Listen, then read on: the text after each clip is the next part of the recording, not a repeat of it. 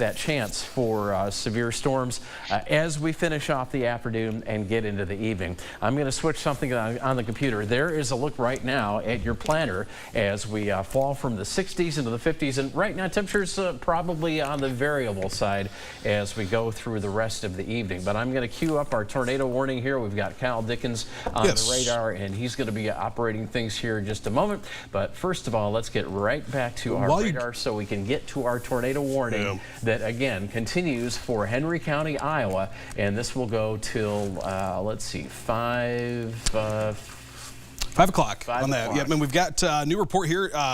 This is going to be just outside the viewing area, but these storms are moving so fast. This one, the storm motion is about northeast at 40 right now, but we've got a report of a rotating wall cloud. This is going to evolve pretty quickly. We've got a new tornado warning now up into Cedar County, and this is kind of the fear is that once this started going, it was going to go fast, and that's kind of what we're seeing now is we're getting a lot of rotation, Eric, up and down this line. Okay, so with our Henry County tornado warning till 5 o'clock, also you can certainly see our hail core here. This is going to cycle up and down, so we can see hail certainly in excess of an inch to maybe even an inch and a half with the notable updraft with this storm. But as we track this to the northeast, again, here's Mount Pleasant right here, so that's going to be about 450 as we time it out. Beyond that, New London 457, Winfield, Iowa at 511. And you said that there's a tornado warning also for Cedar County. We'll slide up to that one. We're going to move to that one. And there you can see that this is going to be generally in a portion of Cedar County. We know there's not a lot of TV6 viewers out in that side of town or that side of the county west of Tipton. But there you go. This warning goes till 445. Smaller in terms of hail. And again, just a little tight rotation that we're likely seeing down around by Iowa City. This warning goes until 445. Thing you have to worry about, I mean, these storms here, no need to be out in these because the rain is so torrential. If we're sensing tornadoes based on radar or spotters, in terms of spotter reports having a very tough job, they could be rain wrapped and very tough to see. So you do not want to be anywhere near the storms and outside. This is certainly the time we've told you to prepare for days now. This is the time when you're in the vicinity of any of these storms right here. That includes the yellow boxes, which are severe thunderstorm warnings, certainly for the hail and the wind, but certainly with the tornado threat, you don't want to be anywhere outside because these will be very, very hard to see. And for spotters, this is going to be very crucial today to get us locations on these tornadoes, but they will be extremely hard to see as well. And there's, I was just going to ask for this. Here's our velocity for the storms. Inside the storm, this is what we're seeing now. The radar coming out of Davenport, what we're seeing here in the red, that's air going away from the Davenport radar site. In the green, that's air going towards. So you've got the circulation right there near Bonaparte, south of Harrisburg, north of Farmington. And that's what Kyle is highlighting right there. We are just on the line here of, let's see, Lee County, Iowa, because there's Fort Madison. You can see it back off to the far west. But that would be the circulation that we're looking at, and that's what we're tracking to the north and east at about 60 miles per hour or so. And that will put Mount Pleasant into play for this storm by about 4:45 to 4:50 p.m. Yeah, I'm going to slide that cone there, and then there, if you see your hometown here, eventually New London, 511 will have that warning out, or excuse me, that storm that is tornado warned will be moving into your vicinity. Minneapolis at 5:30, right around the 5:30 time, and then eventually here into Northfield. So this is a dangerous storm, and I'm looking at another product here, Eric, and you can definitely tell that these are really quickly ramping up. The rotations are I mean, just here, especially this one down here into near the Mount Pleasant area, south of Mount Pleasant here. This one is really ramping up, and we have had reports from trained weather spotters of a confirmed wall cloud, rotating wall cloud. Looks like we might have some new information here coming in. Strongest rotation moving into northwest Lee County, and that's what we're kind of seeing here. I'll move radar here a little bit, Eric, for you and kind of see where that is, but that is definitely a tight circulation there as we've been mentioning. Yeah, and that's again what we're looking at. This this is the kind of the southern extent of Henry County, Iowa here. So that's the southern extent of the TV viewing area along with Des Moines County, Iowa here. And to give you an idea of where you're, if you can't see this at home on TV, it's kind of right on the edge. There's Fort Madison right there. So we're tracking this to the north and east. Pretty fast mover. I think we're looking at about 60-mile-per-hour movement on this storm. So it's almost in terms of the tornado itself. And I'll tell you what, this is pretty far away from the radar site. That's a pretty strong signature for rotation. So this has got likely the whole mesocyclone, that's rotating cloud, the whole rotating core of that thunderstorm cloud, and it is moving to the north and east. So if you're in Mount Pleasant, Iowa right now, especially south of Mount Pleasant, and there you go, anywhere along Highway 218, that is going to be the storm that you're going to need to worry about very quickly here, because you want to take shelter, fast mover, and again, the potential for tornadoes with this storm as we go into the late afternoon, early to the evening. This is the southern extent of a line, and you can just kind of see what radar is picking up here. That's the line that we're most concerned about. Ahead of it, we've got that sunlight, and you hear us talk about that all the time. If we get some morning showers and thunderstorms, or even what we've had today, some early to mid-afternoon showers and thunderstorms, but pick up a little bit of sun behind that, we can add enough instability to the atmosphere that the next line coming through, and that's exactly what this is, will be rotating, or at least will be producing storms, supercell thunderstorms that will rotate. And you can kind of see on this shot right here, this is what we call a discrete cell. It is one in itself, one on its own, versus that line of kind of congealed thunderstorms that were all connected that has moved through earlier. These are the dangerous ones, and it certainly had that look to it. We've certainly seen the spin and the rotation and the hail, which indicates an updraft. Also, you need an updraft for a tornado, certainly, and that's why we have the warning here that goes out till 5-ish with this tornadic cell in southeastern Iowa, moving very quickly to the northeast at about 60 miles per hour. Yeah, I want you to show us a whole radar. Yeah, I was going to say, so we can show everybody and zoom out to the whole viewing area once we get out of that in motion. That way we can show everybody what's going on. First line here now getting through Bureau County. Some heavy rain, lightning, thunder approaching Princeton. You'll be hearing that soon if you haven't already. Breaks up a little bit around into the east, northeast of the metro, but some storms just on the north side of Interstate 88, probably right on top of Morrison. Then we get into northern Scott County, Clinton County, Jackson County, up into portions of Dubuque County. More severe thunderstorm warnings just popping up on the screen there. Yeah, we're going to have a big one here. That's just heavy rain and lightning. But now we look back to the west, and that's the second line, and there you can see how far north that second line extends, and that's the one we're most concerned about. And here we are on the air telling you why, because now we've got multiple tornado warnings, including one that does include Cedar County, portions of western and northwestern Cedar County. No active weather in your area yet, except probably a threatening sky and a lot of wind. The actual line of rainfall and the rotation within that cell still out of the county, but again, that warning goes till 4:45, so probably within the next 10 minutes or so, this will start swinging into areas of Cedar County that are under that warning. And, yeah, we're getting reports of multiple power lines down in Iowa City, so it sounds like as it went through Iowa City, and it looks like you can kind of see there, Eric, where it spiked up,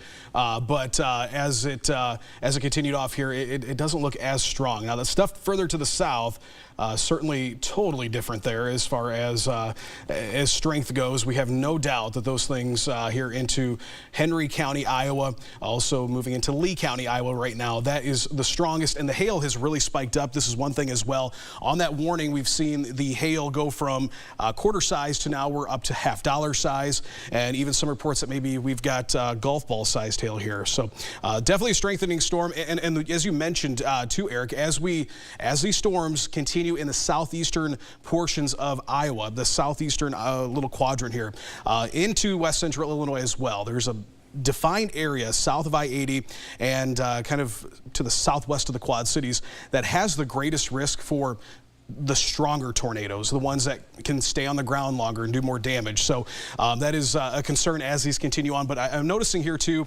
kind of slide up there. Yes. I just wanted to point this out, that we have debris detection all the way from the Quad City area radar site, the Quad Cities radar site. What the radar looks for, it knows where the raindrops and the hailstones are. What it's not recognizing are things that are perhaps debris that are being thrown aloft in the air. So that's why it kind of shifts on the color table. We go from debris or precipitation all the way over to the debris signature here, which is lining up right with our circulation. So even this far away, if this is a tornado on the ground, we're picking up perhaps pieces of plywood, trees that have been uprooted, that kind of thing, dirt and dust, clods, all the way up far enough into the sky where the radar from Davenport can actually find those in the band of rain itself. So yeah, and looking over here, a couple different sources that we look at, and got a lot of spotters out here too. And this is one of those deals where these are going to be kind of chasing you. So not a good day if you're not a trained spotter. Do not go outside and try to chase these, because once again you'll be the one chased. Now the one thing, Eric, here I'm looking at the storm as it's getting ready to cross into Henry County, and it looks very concerning as we're starting to get a hook feature on this. I'm going to take the hail core off here in the lightning and kind of get down. Yes, that's what we're on right now. Get the hail off of there, and you can kind of see that hook feature starting to form here on the back end of that. And that is also the area that we're really starting to see this rotation continuing to ramp up. The gate-to-gate velocity is just really continuing to increase here every scan that we get. So Salem, eventually into here New London as well. You guys are under that tornado warning. Mount Pleasant, you're included under this as well. Hillsboro, this is all in Henry County, Iowa. You need to be taking shelter now. It's a very fast-moving storm, very dangerous storm, and we'll continue to watch this. Okay, and good. Let's take it. And now we've got from Lee County, which is where this storm is actually over. We've got some video that we can slip onto the screen there. Train spotter, not sure what we're going to see here. This is just kind of hot off the press, if you will. Right now it looks like it's just kind of a neat day with a few clouds in the sky and some blue sky beyond. But this is live, so we've got him going, or him or her going toward the storm itself. But right now at the location where they are at, nothing very active. And again, that's what's going to make it tough for spotters. So it's almost a day where you want to believe the radar and make your actions on radar versus spotters, because they almost are in chase, literally chasing these storms, and they might be outrun by these storms because they have turns and such they have to make, whereas as the crow flies, these storms are moving at 60 to 70 miles per hour in their direction. So they might outrun a lot of our spotters. And again, what I pointed out before with the rain being so heavy with these storms, that it's going to be tough to see any rotation, perhaps especially the closer we get to sunset. That's still a ways away, but if anything's going to block our view of the storms, it's going to be the rain. So again, location wise, here's the southern border of Henry County, Iowa, in a tornado warning till 5 p.m. and just behind our banner here where these roads are converging, there's Mount Pleasant, and you are certainly in the path of this storm, and again, trying to get as much info on it as possible to relay here. But as we do come back out, you can see that we've got this patchwork for the second wave of storms of a tornado warning, but a lot of severe thunderstorm warnings in that tornado warning in Cedar County as well. Another storm comes into play, and they've dropped another tornado warning just south of the one we're talking about. So we do have power outages in Iowa City, and boy, that's where that last tornado was near, if we did have one on in terms of the ground. But there you can see hail reports in Iowa City as well, and there you can see the 500 plus Mid-American customers without power right now in the Cedar Rapids toward Iowa City area. So this line of storms coming through with some strong winds, and this is the one that's going to take, it's going to literally take a couple hours to get through the TV6 viewing area, certainly because we do have this on the western edge of the viewing area, slowly sliding to the east and mostly to the north, though, with that storm velocity. Kyle? Sounds like we got a tornado on the ground here in Lee County. I'm going to slide down to here. This is just coming in. This is raw data. This is raw information, I should say, but this is also going to the National Weather Service as well. And I could tell you here, Eric, right now, it looks like that is certainly tightening up here. This is going to be near the Houghton area, just to the south of Salem. Very strong indication of rotation.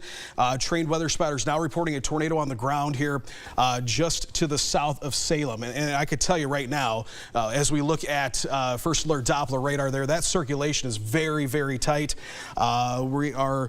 Okay, also reports of a funnel cloud now coming in from the fire department officials here. And an amended warning there, too, that they just added. Yep, so this is until 5 o'clock, but as these progress through, they're only getting in richer and richer environment.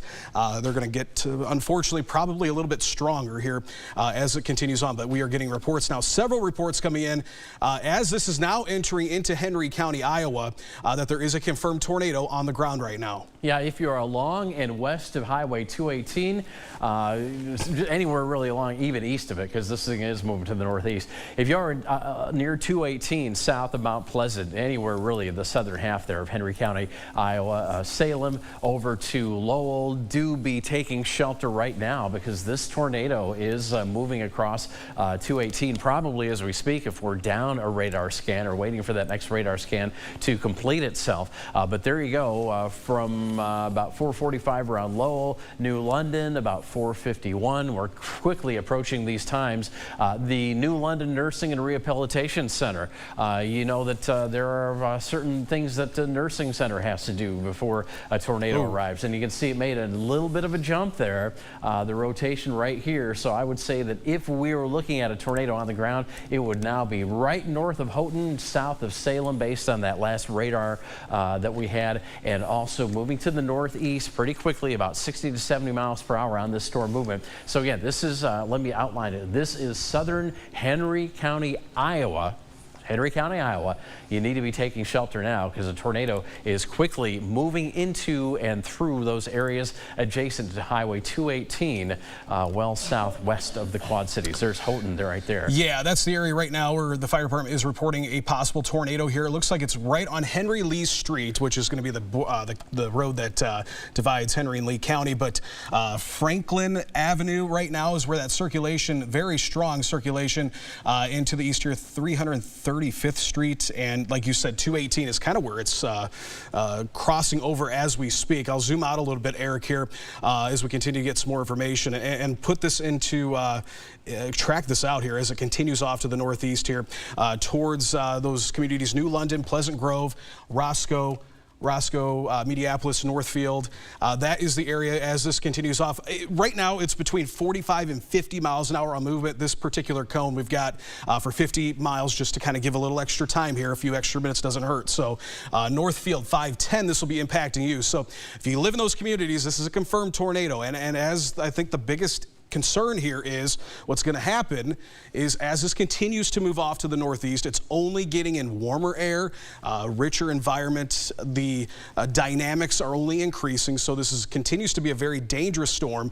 Also want to mention too, as this continues off to the northeast here, you folks, New London down towards Danville, Middletown, eventually towards Mediapolis, kind of an early alert here. This is not quite to you yet. There's no warning, but heads up, because this will be coming to you eventually, and there's really nothing stopping these storms from being destructive, and unfortunately that's kind of what we're seeing here. But continue with that circulation moving into Henry County, Iowa at this time. And I do want to show that we now have some severe thunderstorm warnings that do sneak in through Muscatine County, also Louisa County, and not only that, but western Scott, western Clinton, western Jackson County, and all of Cedar County as well. And again, this is because we're talking about these this line of thunderstorms. There you can see it with the lightning and the areas of hail moving to the northeast. And again, the areas of concern, you kind of follow these boxes here. The tornado warning boxes show you where these storms are going to go. So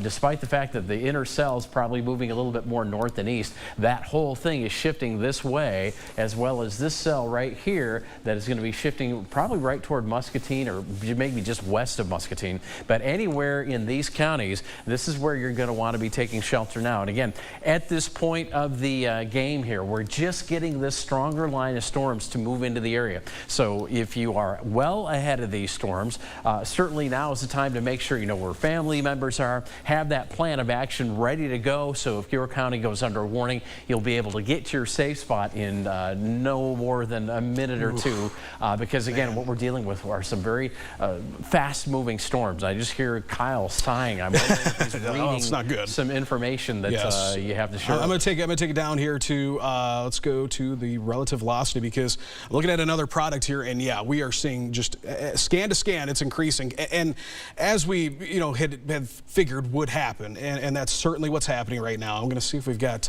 we've trimmed that. There's that observed tornado tag. So now the National Weather Service, we had it here first, and we had that information come across, and that is now confirmed based on video matched to radar. We do have a tornado near Salem at this time. This is this is confirmed now. A tornado on the ground in Salem. That's verified information here. So we're going to we'll put that product on here and show where that rotation is right now.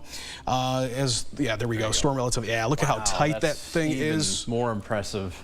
Yeah, that's not good. Yeah, so we're in for a long haul here, folks. This is when we see that bright contrast, we've got the bright green next to the bright red. That's a very strong, potent signal for a tornado. That's probably right along Highway 218, southern Henry County, Iowa. At this point, this warning is still not including any portion of Des Moines County, but you certainly can see that it is going to be bumping up against Des Moines County. And the way this storm is moving, probably going to cross Highway 34 about halfway between Mount Pleasant and Danville, and if it continues at this rate, probably very close to, if not just west or northwest of Mediapolis in the next 40 minutes or so, because again, we're dealing with a pretty quick mover. There's Salem, and there's the streets of Salem, and you can see that Salem Road, where it crosses 218, probably just in that vicinity, that's where that tornado is approaching even as we speak. Yeah, so right here is where that tornado is right now. It's going to be crossing Iowa. It's crossing 218 as we speak. So kind of moving almost northeasterly, but almost riding along 218. Iowa Avenue right now, Salem Road, Jewell Avenue, 335th Street up to Lexington Avenue. Any of these streets, if you live there, take shelter now. Not to be so close here, we just kind of want to see where it's at now. Anybody that's in that warning box, you need to be in shelter. Now, Salem, it's just to your southeast here, but this continues to be a very dangerous storm. We'll take a look at the correlation coefficient, or the debris tracker, and see if we've got any debris being picked up. And we're so far out, I think it's going to be tough to see. It is, but I'm surprised that we're getting, even a blip on that. Correct. Okay, and new information coming in here from the National Weather Service here. They're watching additional storms, and it looks like that there might be another storm that we got to watch for possible tornado.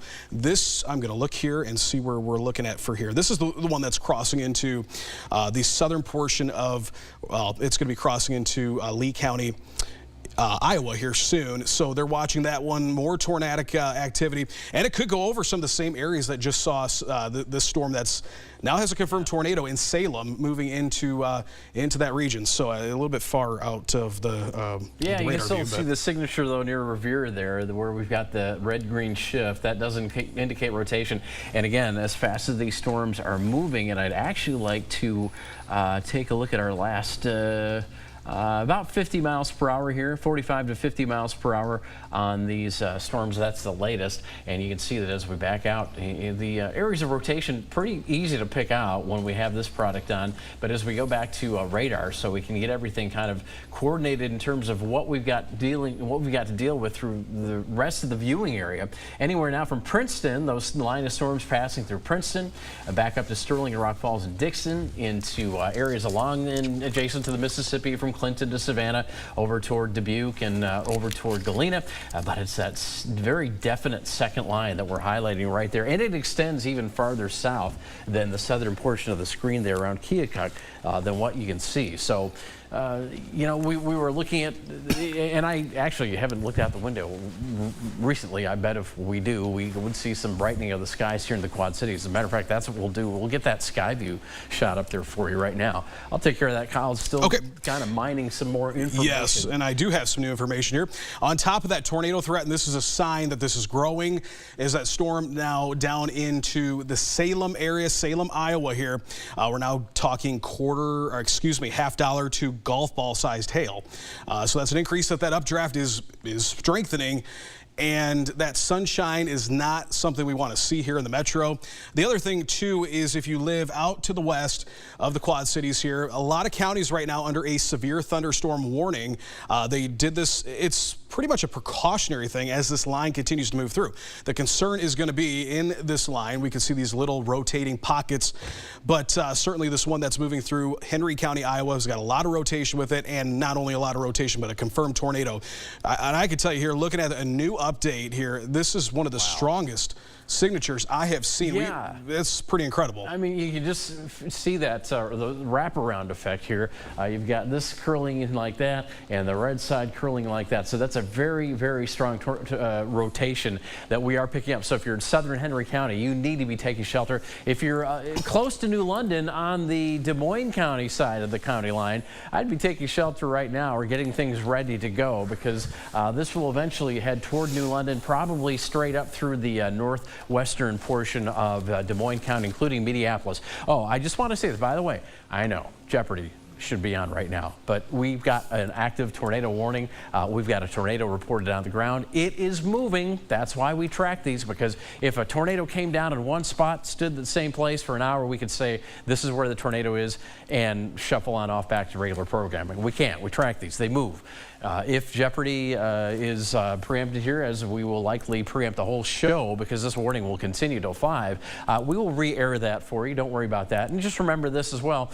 This might be one small portion of the TV6 viewing area, but next time it might be your neighborhood. We'll be on the air for that. Over Jeopardy, over Wheel of Fortune, over the news, whatever we have to do to keep you informed of where this system is moving. And right now, that tornado, very strong signature this far away from the radar in Davenport. This is southern Henry County, Iowa, and we've got such a strong signature here. You can see those streets coming on, and this is where we are watching the tornado that has actually been confirmed on the ground, continuing to move to the northeast at about 45 to 50 miles per hour. So it's not wasting time. And as it approaches Highway 34, it will eventually jump over the county line here. Des Moines County, Iowa, not within the warning at this time. That could change. We'll just have to wait and see where this goes. But it certainly looks like it's making a track for northwestern Des Moines County, Pleasant Grove included. Confirmed strong tornado right now on the ground here. This will be 3 miles due east of Salem. We've got it pinned down very well here.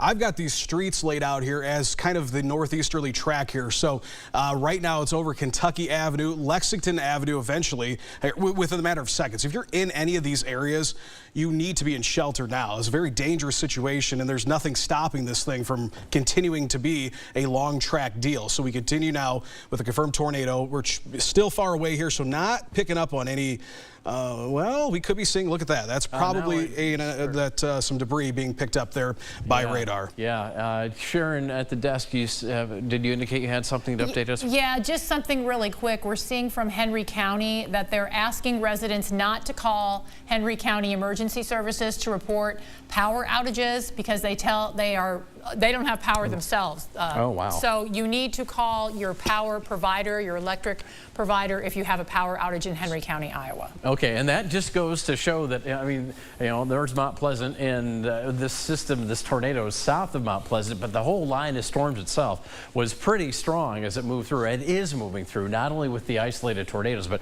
had torrential rainfall, strong wind, so that could certainly knock some power out. I mean, you think about the wind gusts that we're getting with some of these storms. storms, probably in excess of 50 to 60, even 70 miles per hour. And power companies, speaking about power, power companies anticipate damage at 40 mile per hour wind speeds. So when we're almost doubling that, perhaps around some of these storms, you certainly have to anticipate, and we've already gotten reports of some widespread power outages in communities that have gotten these storms. So by 4:52, New London, Iowa, the New London Nursing and Rehabilitation Center is probably going to see this pass by around 4:52. 5 o'clock, Pleasant Grove, Roscoe at 5:04. Again, an active tornado warning till 5 o'clock. That could be extended. That is for Henry County, Iowa. We have a confirmed tornado on the ground, and there you can see between New London and Mount Pleasant to the point to the south of that on Highway 34. That's where we have that rotation and our tornado on the ground. Yeah, and this is heading, and this is tracking right towards New London. If you're in New London, you need to be in your tornado shelters now. Very dangerous situation here. We continue with a strong tornado on the ground. Lots of sources coming in here with this report. We've got train spotters on the ground. We got fire, EMS, and law enforcement.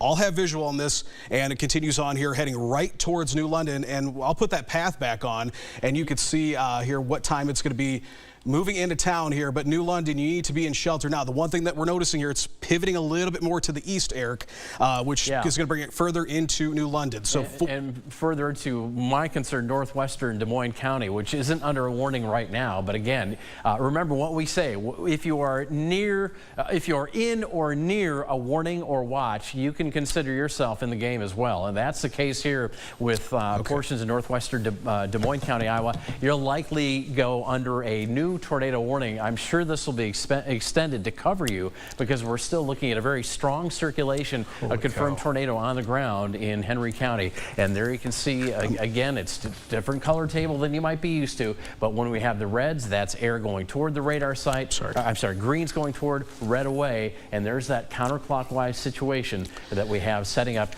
for Henry County. And it is a confirmed tornado. Yeah, not only is it a confirmed tornado, it is a large wedge tornado. We're seeing visual of it right now. Oh, wow. It is, and it's got a what's called a horizontal vortex, and that's usually a sign that this could be not just a strong tornado, but a violent tornado. Yeah. And so this is we're working on getting. We can actually probably get some live pictures here. We're working on that right now. But this is coming through. This is a confirmed large destructive tornado, getting ready to move into very close to the New London area here. Route 34. It's about to cross there. Now let's take a look here at some roads that this is on. It's right now on 285th Street.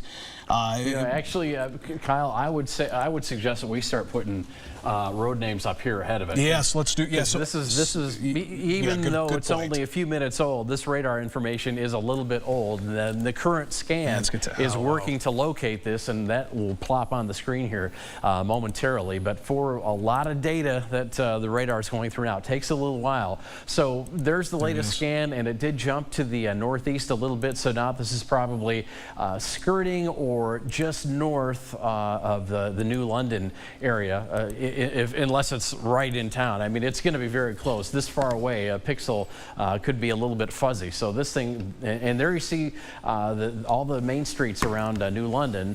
This is going to be very close to the general township of New London before it makes its way to the north and east into northwestern portions of Des Moines County. All right, picture from New London we have that we can share, and just looks just a chaotic sky. There's some rain there. Probably see that back down, there to the. Look at that. I think right there on the left is your tornado. Kinda, yeah. It's kind of hard to tell without context, but there certainly is that heavy rain ahead of it. But yeah, there's what could be a wall cloud there as the beginning of this tornado, and the picture we got from our spotter is more than impressive of a very violent tornado, long track possible tornado too. That wedge tornado. What do we say when we say wedge tornado? What does that mean? I'll think of a wedge of pie. That's that very definite shape of that triangular shape of a tornado. That means a fairly low cloud base all the way to the ground, and that track on the ground, or the width of that funnel on the ground, is impressive enough that it's going to be taking out perhaps blocks at a time, especially in a smaller rural Iowa town, no doubt about that. Yeah, we're continuing with this confirmed large tornado here, getting ready to move into New London.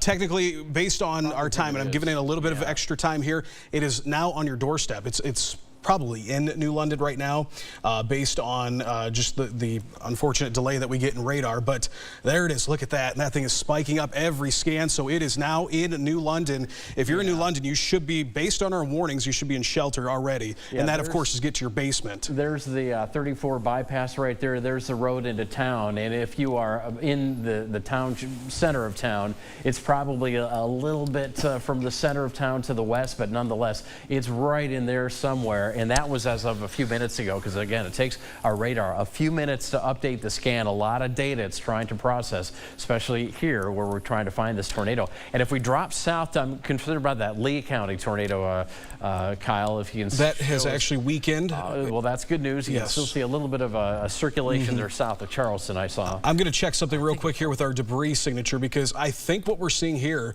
is something that we saw, I hate to say it, but back on March 31st. Yeah. So you go, what this could be is, you look at that big spike, you kind of got nothing there, and then it's blossoming. Well, that could be debris being lofted and kind of strewn about the storm. And obviously we have visual on it, so we know that there's a tornado there, and it's getting ready to cross right now. I'll move right back to this product, because this is our best identifier of where this is, and clear as a bell, right there in New London. This tornado is moving into town, if it's not already. Yeah, and again, this could be a few minutes old, so you have to give yourself that extra time. If you are in Pleasant Grove or adjacent portions of northwestern Des Moines County, you should be taking shelter right now, even though technically you're not under warning. There now you are under warning, because this just came out. You kind of see that parallelogram, or a triangle actually. That is our new tornado warning, and that will go till 5:30, including Des Moines, Henry, and Louisa County as well. So now Morning Sun, Wapello,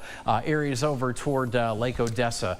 Boy, you're going to be very close to there. Also, I think Toolsboro on Highway 90 there. These areas are now under tornado warning, and it's no surprise, because this tornado, what we've seen of it, and remember dealing with the lower third there, Kyle, we've got reports and pictures. This is not a tornado to be messed with. So you'll probably see this in another promo soon. But I'm just going to say, take shelter now if you are anywhere near New London in Henry County, Iowa, on the east side of the county, but also west and northwest portions of Des Moines County. This is urgent, because if you're near Pleasant Grove, you need to be taking shelter, because based on what we've seen, this is a very impressive tornado, and that means it's a very bad tornado, dangerous tornado with a wedge shape, a large footprint on the ground, and it is moving to the northeast at about 40 to 50 miles per hour, if not a little bit more. But there's Morning Sun, Wapello, Highway 61, of course, between Wapello and Minneapolis is probably where this will pass. But if you are even south of Minneapolis on 61, kind of getting into the heart of Des Moines County there, west of Oquawka to 61, these are the areas that you need to be taking shelter absolutely right now. Based on what we've seen in terms of pictures and debris, this is a tornado that you want to be underground for. Okay, and because of the storm strength, we've got hundreds of outages reported from Alliant Energy. So that's unfortunately something we might have to anticipate on a widespread basis as we finish the afternoon and get into the evening with this line of storms passing. Numerous power outage, I'm sure, yet to come. Yeah, so we're continuing with this tornado on the ground. The concern is now how this is positioned. It's really going to pick off all these towns as it goes through. So next up, Minneapolis, Morning Sun. You're all in the threat for this. Wapello, tornado sirens going off there now. From viewers, getting a lot of reports of that. We zoom in, Pleasant Grove, you're next up. This is such a strong rotation. Look at that, just to the north of New London. We'll take radar full there, and Eric could point that out, and you can see that circulation. We've got one circulation there that is moving through New London, but then we go just to the northeast here. This whole thing is rotating. Look at that up here. Looks like a new circulation developing just to the west of Pleasant Grove. I'll zoom back in on this, but we've got quite a few, but that is a very, very strong, continues to be a strong rotation right there is where we've got it circled. And I'm going to take a look back at, because we're looking at the debris product, and it looks like we have a large debris field that has kind of gotten strewn about here in the updraft of the storm. So look at, you got all that solid color, and then once we get into look at that, you start to see kind of that thin out there. And again, we're very far away from the radar. That's when things really start pretty high in the storm, but still that's impressive to get that signature there. There you see numerous lightning strikes. Again, another thing we have to worry about when severe weather approaches. Just for your information, Wheel of Fortune and Jeopardy will be re-aired tonight. Jeopardy at 3 o'clock in the morning, Wheel of Fortune at 3:30, even if for some reason we don't block out Wheel of Fortune in its entirety, or even if just in a portion, because I think by that time we'll still be having strong weather through the area. Tornado warning here. New tornado warning here, and this is going to be including now the city of Burlington because of that southern system with the circulation right there, right where you see the 27 south of Donaldson, where we have this new circulation. This will likely probably tag just the southern portion of Des Moines County, south of Burlington, but that's a long way off. We'll just have to see how it moves, how it tracks. But yeah, we are now dealing with multiple tornado warnings across the southeastern Iowa portion of the TV6 viewing area. So if you are in any of these areas, you'll need to take shelter. And let's go back to radar, just because we don't want to pass up on these severe thunderstorm warnings. These thunderstorms are going to produce some strong wind and torrential rain as they move into the areas that we have highlighted yellow. These are severe thunderstorm warnings. This would include Muscatine County, also western portions of Scott, Clinton, and Jackson County, also all of Cedar County. There you see that line of storms that will be moving in, and another line, the top of our first wave of storms now moving through portions of Jackson County, western Jackson County, over to Carroll and Joe Davis County. So we're talking about Savannah, Hanover, across the river, Bellevue, St. Donatus, up to Galena and Elizabeth.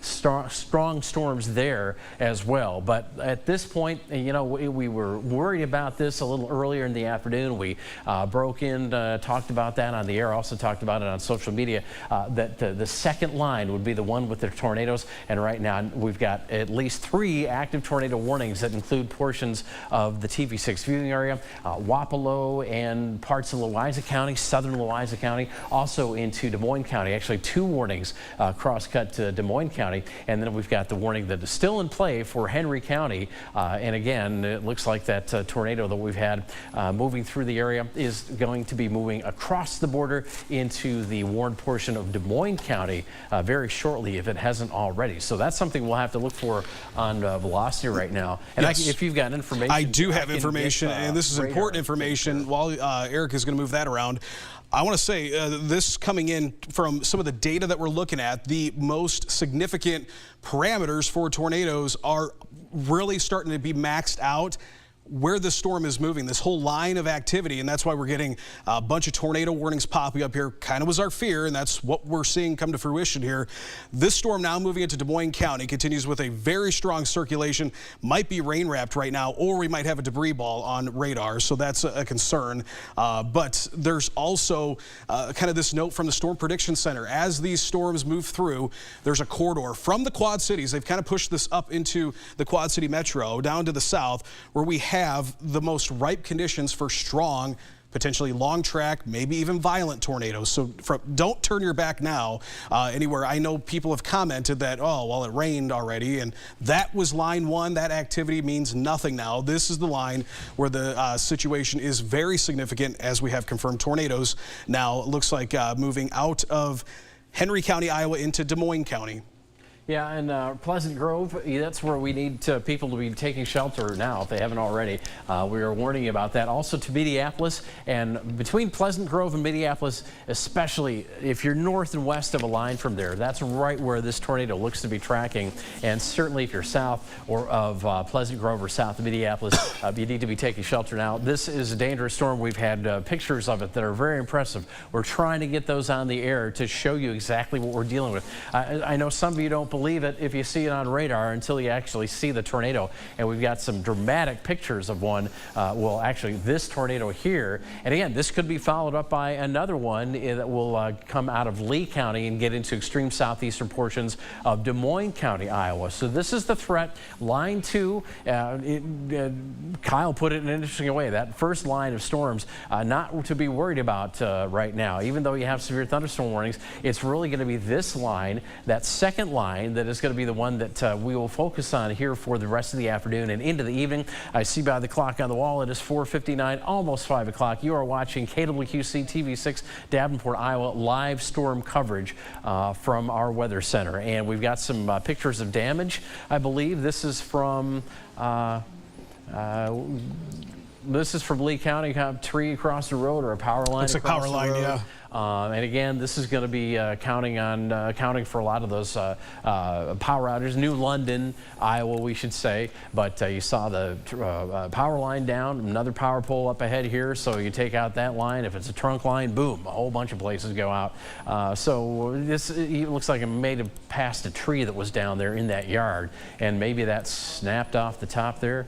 Kind of hard to tell. It looks like maybe that was pruned, but you've got power lines down. So obviously these winds and this tornado producing some damage, as well as the threat for many people who are in its path. So at this point, we've got our tornado warning that is active until 5:30 p.m. Des Moines, Henry, and Louisa County. Mostly Louisa and northern portions of Des Moines County, the worry right now, because this is quickly getting out of Henry County. But that circulation under our hail core is going to be somewhere right about there, just to the west of Minneapolis, but closing in and very close to Minneapolis. There it is. Yeah, now we're getting a little bit more highlighting in the red because you can see kind of spikes and peaks to yellow. So Pleasant Grove, Roscoe, you folks are right there in that tornadic zone, so you need to be taking shelter. Now Northfield, areas up along the border of Wapello and Des Moines County, right along 61. That looks to be kind of the cross of where we're going to see this tornado track. So if you're in that vicinity, no need to waste any more time. Take your shelter, even if you're up there in morning sun. Might pass just to your south, but you're going to be close enough that you need to be taking your shelter now. Yeah, so Roscoe is going to be next in line here. We're getting reports of structural damage too out of this, waiting to get a confirmation of exactly where, but lots of poles across the road, wind turbine down in New London, Iowa as well. That takes a lot to get those things to come down too. So we're definitely talking about a very serious situation there. One thing I'm going to do though is we continue to watch the potential for debris getting picked up in radar. And what's interesting, it's hard to see, but you look at where everything is and you can kind of see the big anomaly right in this area here. And it's very broad, and that could be that we have that debris. That was something we saw March 31st. Yeah, look at this. As it crossed, this is when it was on the ground, confirmed. We're getting the reports of damage, and then look at how it blossoms out. So you got debris probably up in the atmosphere, kind of all throughout there, getting strewn about. And that's the thing, tornadoes are extremely strong updrafts, so they can bring debris into their cores and deposit it up at cloud level. And the higher it is, the easier it is for radar to see. And since radar at Davenport, the National Weather Service radar Davenport, which is what we tap into, is so far away, it's pretty impressive to see debris signatures from that far away, which would indicate, remember, because the Earth tilts away from a radar beam that's going out this way, that high up in the cloud. Possible debris signature here, looking at it right now. Now we've got a tornado picture. We'll try to narrow in on where we had this from, but let's show this tornado picture that the control room tells me about. Oh, wow. Yeah, there you go, Houghton. Houghton, Iowa. There, wow, that's, see how large the footprint is here, and how right out of that wall cloud, a wall cloud almost reaching to the ground, we get that funnel. But the footprint, that's going to be very wide for this type of tornado here in April. That's going to be what plows through and causes, of course, all the damage, and the winds nearby that are feeding into that the base of that funnel cloud, the base of that tornado. That is what we're kind of worried to see pictures of in the next few hours, because I'm sure some of the debris will be and the damage will be beyond belief for some. Well, here we go with our tornado warning again. We've tracked it out, and I think we're very close to Roscoe at this point already. That would be that white dot there. That next dot probably Garland, and see, we make that distance in just about 4 minutes or so, and you can really see that I think this cone, we'll disregard that for now. I think it's going to be off a little bit, but there you can see where we've got our circulation. We'll get that on the screen for you in a better way. There you go, and we'll got a new warning here. New warning, and this is going to be an updated warning, I should say, for the storm. We continue. Let's go here. Fire department confirms tornado on the ground near Morning Sun right now. So tornado is confirmed on the ground near Morning Sun at this time, and I think that is going to be pretty clear here where that is. I mean, you see the red and green matching up. You don't get it much clearer than that. There is Roscoe just to the southwest here near Mediapolis Road is where that circulation also getting. And already reports of damage west of Mediapolis as well. So, and that's from the Muscatine County Emergency Services. So we know they are tracking this storm, and we know that person, they track these storms down to the inch as well. Okay, we got a debris signature being picked up on radar right now. Okay, let's take a look at and it's going to be right in that vicinity right there. So there it is, right there. Yep, right there. You got it. Right over top of Roscoe. Yep. Right on top of Roscoe, yeah. You can see those anomalies, those little highlights of color just west of Mediapolis. And so that means we're looking at this tracking right to the intersection of Highway 61 and the county border between Louisa County and Des Moines County. So if you are in that area and you know where we're talking about, boy, you better be in shelter right now. And if you look a little bit ahead, you know, Wapello comes into play, portions of western Mercer County come into play once this crosses. And let me tell you right now, this will cross the Mississippi River. Despite what you think you know about rivers and tornadoes, no, this will cross the Mississippi River. That is not going to give you any protection in western Mercer County. So make sure that as you see this approaching, and again, it's going to be anywhere between anywhere in western Mercer County, you need to take shelter now, especially if you're around Keysburg or points north, because that tornado is coming. And this is the moving debris signature with that storm that's already caused damage west of Mediapolis. And look at this, Eric, as we've mentioned this, watch it blossom, and it's getting pulled up there into that updraft, and then it's getting all, you know, this debris could be lofted. And what we can do, actually, something that we don't do very often, but we can try this with this, is we can see here how high, but oh my gosh, look at that on just alone on go back here onto our radar product here. You look at the hook on this thing. It is really and that it's the discrete supercell that we did not want to have happen, and that is exactly what's happening. It's all on its own. It's got a hook now, possibly a debris ball in there. Look at that little right just to the northwest of Mediapolis. I think we got a debris ball. I'm looking at another product off screen here, and definitely looks like we've got a hook with debris getting wrapped up into that just to the northwest of Mediapolis, south of Morning Sun. Morning Sun, you're probably in a lot of large hail right now, but Oakville, New Boston, Keithsburg, this is heading towards you. Wapello, you're going to be on the northern edge of this. You're in the tornado warning, but the most significant part of this, the circulation, the actual tornado, is down further to the south here, getting ready to move near or into the Mediapolis area. Yep, we're going to put the rotation back on. Look at that right there. Yeah, we're getting some strange colorations on this. Right over Garland now. If you're in Garland and even just north of Mediapolis, even if you're in Mediapolis, take shelter till this one passes. Garland over toward Northfield, and eventually, this one looks like it's going to head right up toward Lake Odessa there, and then across the river to New Boston. Anywhere there in portions of Louisa County south of Wapello toward Oakville, over across the river to New Boston. That is right where this thing is tracking. And again, our movement is probably at about 40 to 50 miles per hour. There's another portion of the storm that we're looking at in picture form right now. And just a pretty classic tornado that we're seeing.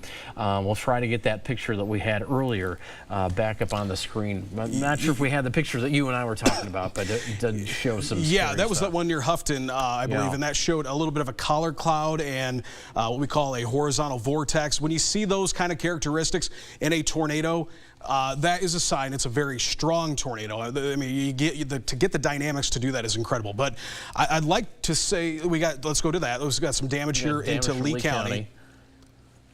Lee County Sheriff near Houghton. This is an area that certainly was heavily hit, and you can see those power lines, debris hanging out of the power lines there. Definitely a dangerous situation. But I will mention, this was not that strong when it was over Houghton. It did not get to the strength, at least on radar, until it moved further in, and we're seeing that right now just outside of. Actually, what I'm noticing here, Eric, we got velocity up here. There's multiple circulations in this. Might be one strong tornado, but this thing is very, very powerful.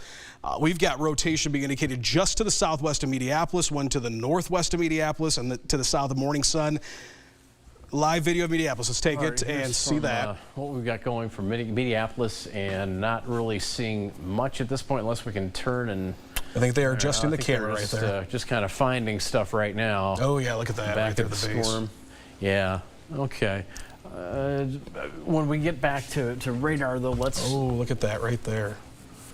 So at least you have, if we don't have a tornado on the ground where he's at, we at least have, which I would like to see. I'm interested to see what's on the underneath that building, because we look at this and I think he's pointed in the wrong direction, because if you look at those base clouds, those scud clouds, that's feeding in. We're gonna buffer in there, so we'll go back to radar. But that's a sign that the thing is getting fed. And I think if we look at temperatures right now in that area, 73 right now in Burlington, up to 70 Muscatine. So we've recovered so quickly after those storms move through. That's very, very juicy air for these storms to continue to grow. Nothing really holding these back from being prolific tornado producers as they continue to move on. And actually, something from the National Weather Service here, they are putting out a report here of that as this continues in, even into western Illinois, where we thought maybe the dynamics would hang out in eastern Iowa. Well, it's looking like now that we have to be concerned with these storms also as they move into west central and western Illinois. Now, I would like to mention too, Eric, we haven't really talked about Muscatine County. There's a circulation developing here, very weak, but it's got to be watched just southeast of Nichols. I'm looking at that on another product here, and it looks like it's weak, but we have to watch that very closely. Just to the west of Muscatine, that might track into the metro or close to it, if not up into Durant, Walcott, and parts of northeastern Muscatine County. Yeah, it looks like there's some wind blowing out of that storm toward Muscatine right there along Highway 22. But again, this is our movement product. It shows not only the storm's moving, but movement within the storm, which is that highlight you can see down there now in southern Louisa County. And as we go back to areas just south of Wapello, there's the rotation that we're really concerned with right over Morning Sun, or just south of Morning Sun, and moving to the north and east. So that's not what I wanted to do, but we'll back out. What I want to do is track this, because we haven't done that in a while. So we will take this to... Eric, while you do that, there's a confirmed tornado over Yarmouth right now, if I'm pronouncing that. Yarmouth right now. Yep. Confirmed tornado located over Yarmouth, or 11 miles south of Wapello, continuing to move northeast at 45. All right, and then there you can see the track on that rotation there. New Boston about 524, up to Edgington 547, Buffalo 553. So really toward the end of the hour is where we're going to time this storm. If there's a tornado still attached to it or not remains to be seen, but that's kind of the timing from where we have that tornado right now in southern Louisa County, Iowa. And that warning itself continues till 5:30. Oops, did it again. Give me a second here to clean up the screen. This is what I want to do, is get back here so we can show you that warning goes till 5:30. And again, because this is probably going to be a long track tornado, we're going to see this warning probably extended into Mercer, probably southern Rock Island County as well, based on those times that we just showed you in the ETAs of the storm. Now, as we get a little farther south to this tornado warning that's taking place for portions of Lee County, Iowa, and getting into Des Moines County, there you see that circulation. That's just south of West Point. That as well is moving to the northeast at probably 40 to 50 miles per hour, and that will be affecting areas of southeastern Iowa in terms of Des Moines County, between Burlington and Danville here, probably within about the next 10 minutes. So if you are on the Des Moines County side of this warning between Burlington and Danville, you're going to want to take shelter just about immediately. With that storm you're talking about, there's now a rotating wall cloud getting close to the ground. Yep. So about 4 to 5 miles west-southwest of Fort Madison. Yes, and also getting that from another report here too. Tornado damage also being reported. This is from Jared reporting in. It looks like tornado damage, Highway 34 west of New London. So overturned trucks, damaged outhouse buildings. Okay, so a lot of damage being reported out there.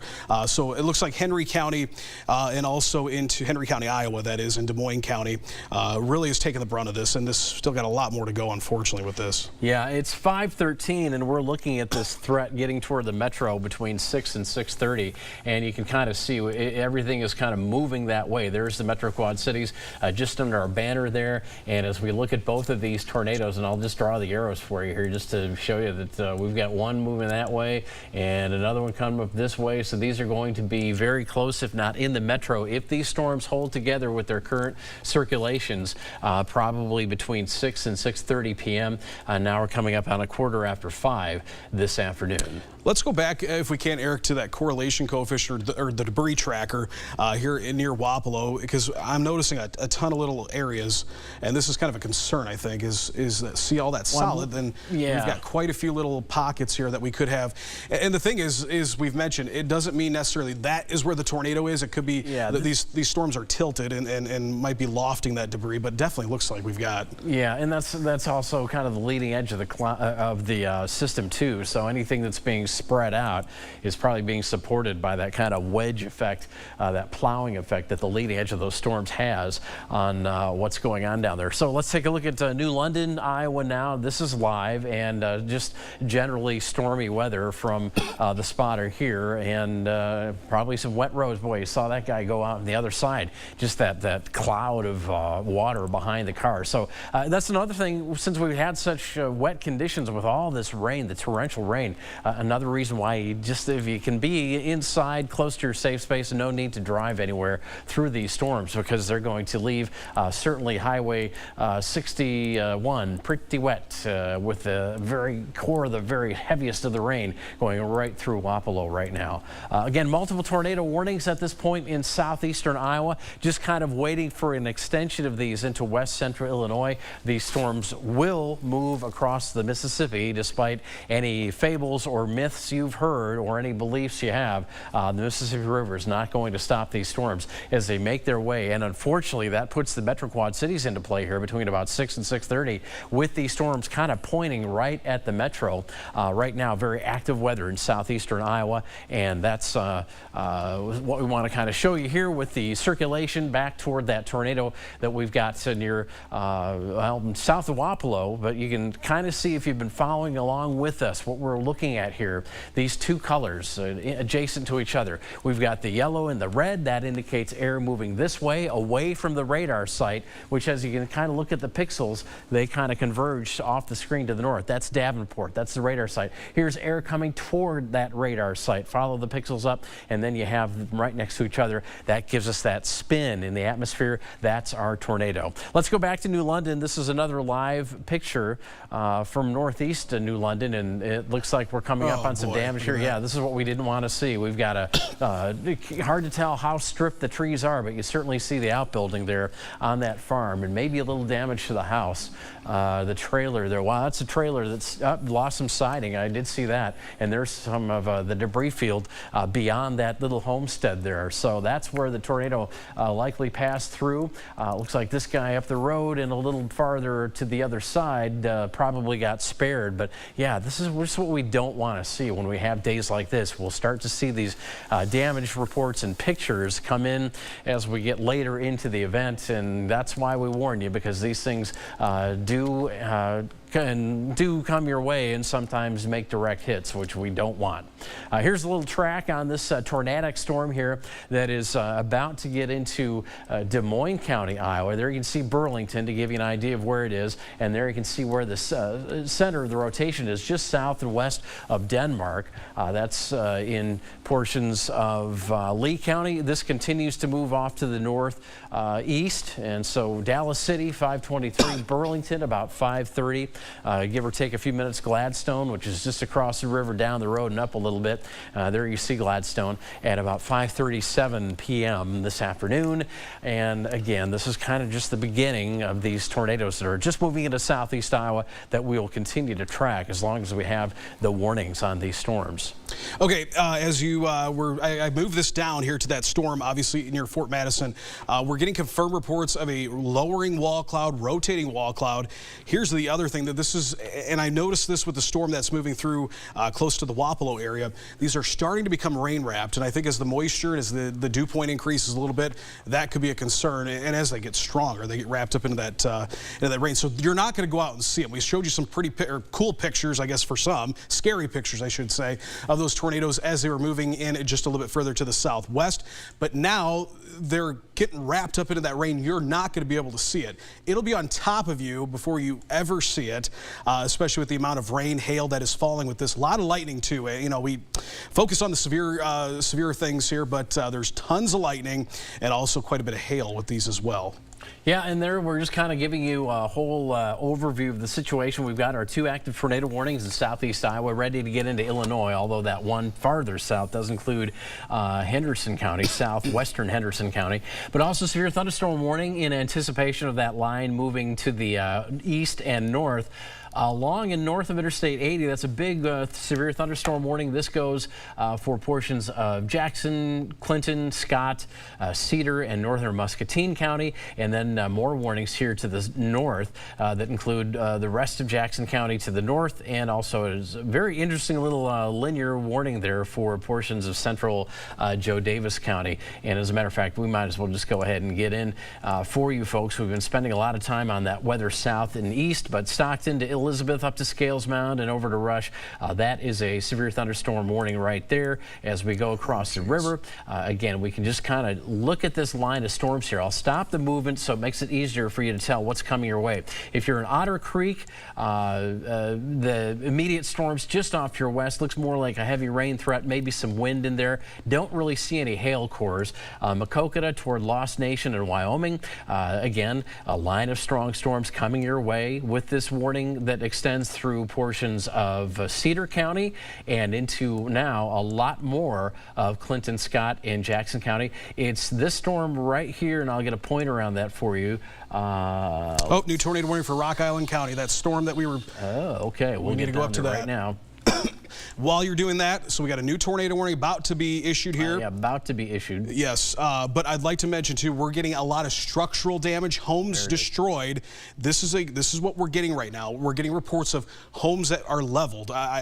This is raw reports, but there's a lot of them coming in here. This is near Pleasant Grove, Iowa, that we're getting lots of damage. Okay, so new tornado warning for Louisa, Mercer, Rock Island County. That's that storm that we're watching here. So and that goes till 6 p.m. And so that's might bring it into at least the far eastern metro, but we're waiting for that. There we go. The box has popped up now. What we're noticing here, it might be a little bit of a cycling deal where the storm is, the circulation is weakened, but don't let that fool you one bit. This is still, I mean, as it continues to move on here into northeastern portions, or as it continues on to the northeast here, it's going to continue to strengthen. So you could see that circulation just to the south of Wapello, that's the one that we're watching. This is a very dangerous situation that continues on here. Now getting ready to cross into our Illinois counties. While we're mentioning that, that's of concern. We've already got reports of lots of damage, very extensive damage being reported down in Henry County, Iowa. Also getting stuff here coming in from the sheriff down there. They want people to stay off the roads. Do not call the sheriff's department as well. So let's go to the graphic right now that has that information that we're seeing. Okay, just a second. They're loading that up there. So that is what they're. This is what they want you to do if you're in that area. Yeah, if you're in Henry County and you have gotten storm damage, these are the numbers for, well, if you have a power outage to report. There's, of course, utility numbers. And again, this is a time when, because you've got debris out and about, you need to be very careful if you are going someplace. If you still have power, you can hear us or see us. If you're going someplace to help out a neighbor, make sure that you bring a good pair of gloves, a thick-soled pair of boots, because if you're going to be moving through debris, that can be very dangerous in and of itself.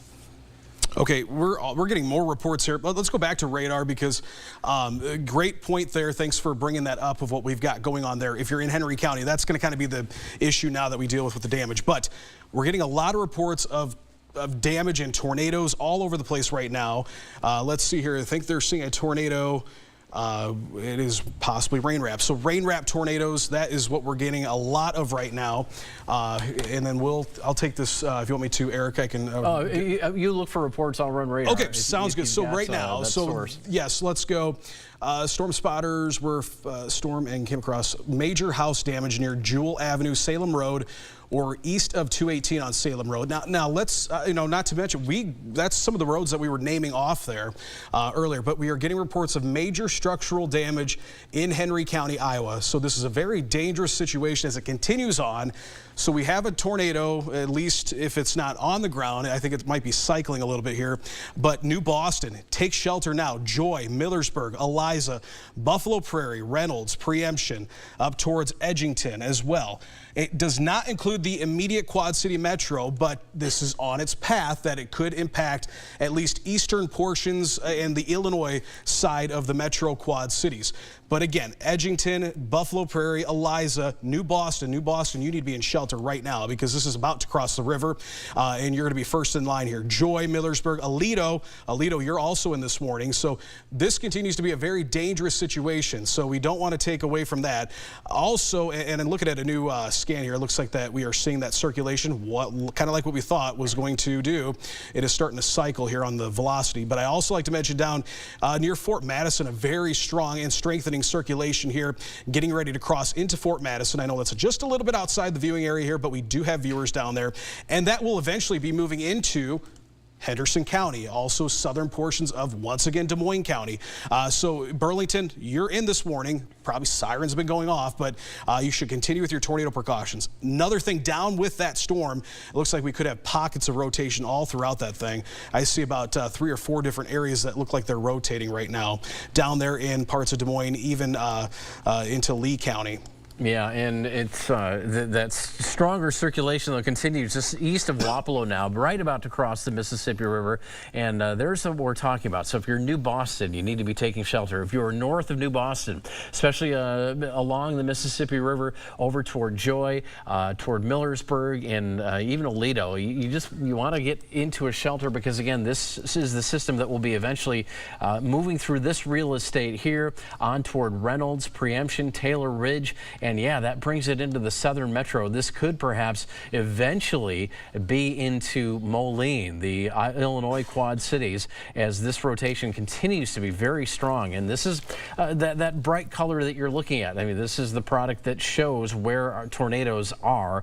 And this is the one that's showing a very prominent rotation just now outside of New Boston, about ready to cross the Mississippi, just to the west of New Boston. And this is the tornado that is responsible for the damage we've been reporting in Henry County. Houses down, trees down, power down, and now we've got some video from Henry County this is the one I just saw. What the latest is. Look at this, Eric. I just saw this. Watch. This is as the tornado is crossing this road, and watch that silo. Debris. Yes. Wait till you see this. This is just tells you how destructive. And look, there it goes. There is no visual of the tornado. You will not see it. This is rain wrapped, and I think that's what we're going to see here over the next. They were very lucky. Yes. Look how close that silo got, and what you notice here too is as it blows over, and it kind of the sheet metal there kind of rings out, that galvanized steel, I think it is, right there, right through the power line. Everybody who relied on that power line now out of power indefinitely. And usually those country road, those power lines are probably feeding. That's amazing video. Yes, that is incredible stuff, and that just shows you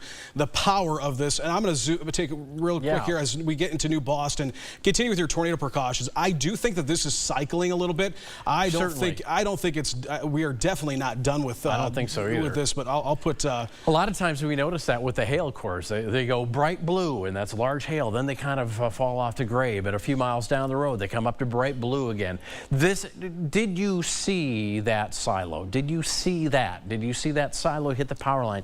That is why we're on the air, folks. Again, TV shows don't matter. They can be repeated, they can be missed, life goes on. But this is a life-changing event for some people today. One day that might be you, we hope not, but for the people people who are under the guise of this storm right now. That's why we're on the air, and we'll stay on the air till there are no tornadoes left in the QC this evening. But again, our southern system now, this warning again includes Burlington, and that circulation that's just about ready to cross the county line from Lee County, if it hasn't already, is getting very close. And another threat, all that lightning. We've got lightning charged storms here, no pun intended. That circulation looks to be kind of muddled, but if this is a case of cycling as well, maybe it comes back up. Yeah, I was going to say we do have a report. We got a report of a funnel cloud now coming through here, and this is and this is about as far away from the radar site as we can get. Absolutely, here. Augusta, Iowa. Okay. So Augusta, Iowa. This is, I suppose, yeah, right there near the county border, and that's exactly where the spotter is showing. So yeah, this is a very dangerous storm now. Moving West into Burlington. Shelter now if you're along Highway 34 in the Burlington vicinity, or to the west you need to take shelter. We've got video of this, and I think we have it in what we're going to try to pod this up, and it is a lowering base, and to Casey in the booth you'll probably see, got it right there. There we go.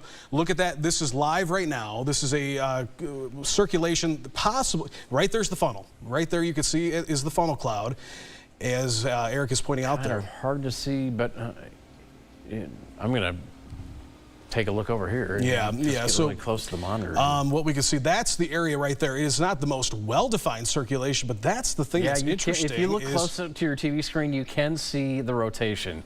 You can actually see the rotation right now.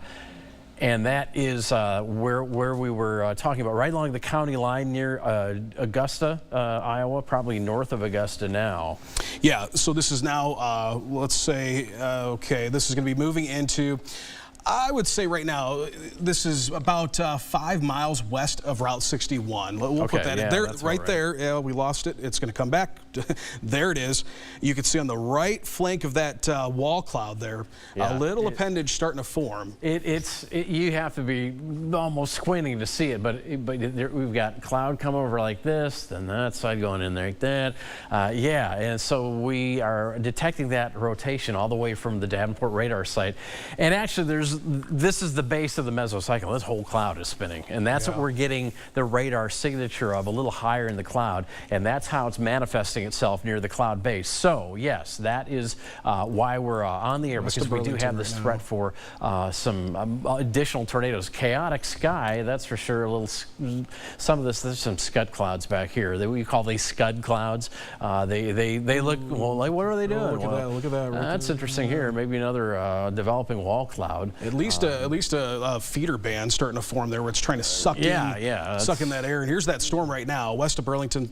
Definitely a strengthening circulation, and I would bet right now, probably right there.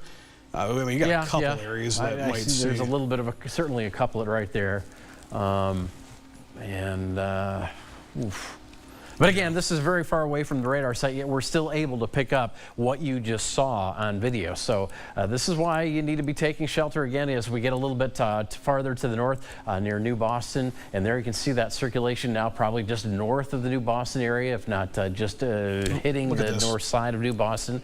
This rolls to the north and east. And yeah, there's another circulation there, kind of hard to see what that one's doing. If you put that one into motion, I'd be interested in seeing the track of what that one's doing. We'll do that here.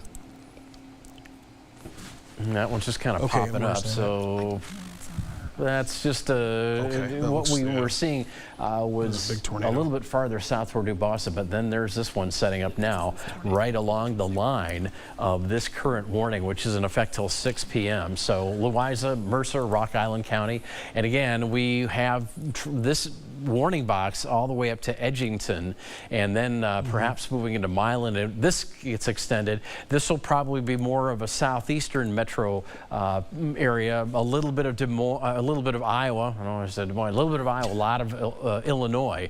Once this warning gets extended, if this circulation continues, or if this circulation takes over, and sometimes we see that, this puts it a little bit farther north. This puts it more on the Iowa side of the Mississippi in the metro Metro Quad Cities, but anywhere along the river here, Okay. from if you are east of Muscatine toward Montpelier, eventually over toward Buffalo, you need to be getting ready to take shelter too, because this active weather is moving close to you. You might not be under a warning yet, but that certainly could change within the scope of minutes here. Look at this right here. I think we're watching this thing tighten up and start to rotate once again. Look at that, that area near New Boston, and now it's right there. Yep, that is where it's at. So, that We'll looks. keep an eye on this, but this is where we were considering the main game to be, because that's how it entered the county, went down a few scans, and now it's back up to start showing itself again. Right, and they just extended, it continued that warning, I should say. So we're going to continue on with that. I'll put the live radar. Yeah, that's going to be in the perfect spot. You don't want it there, but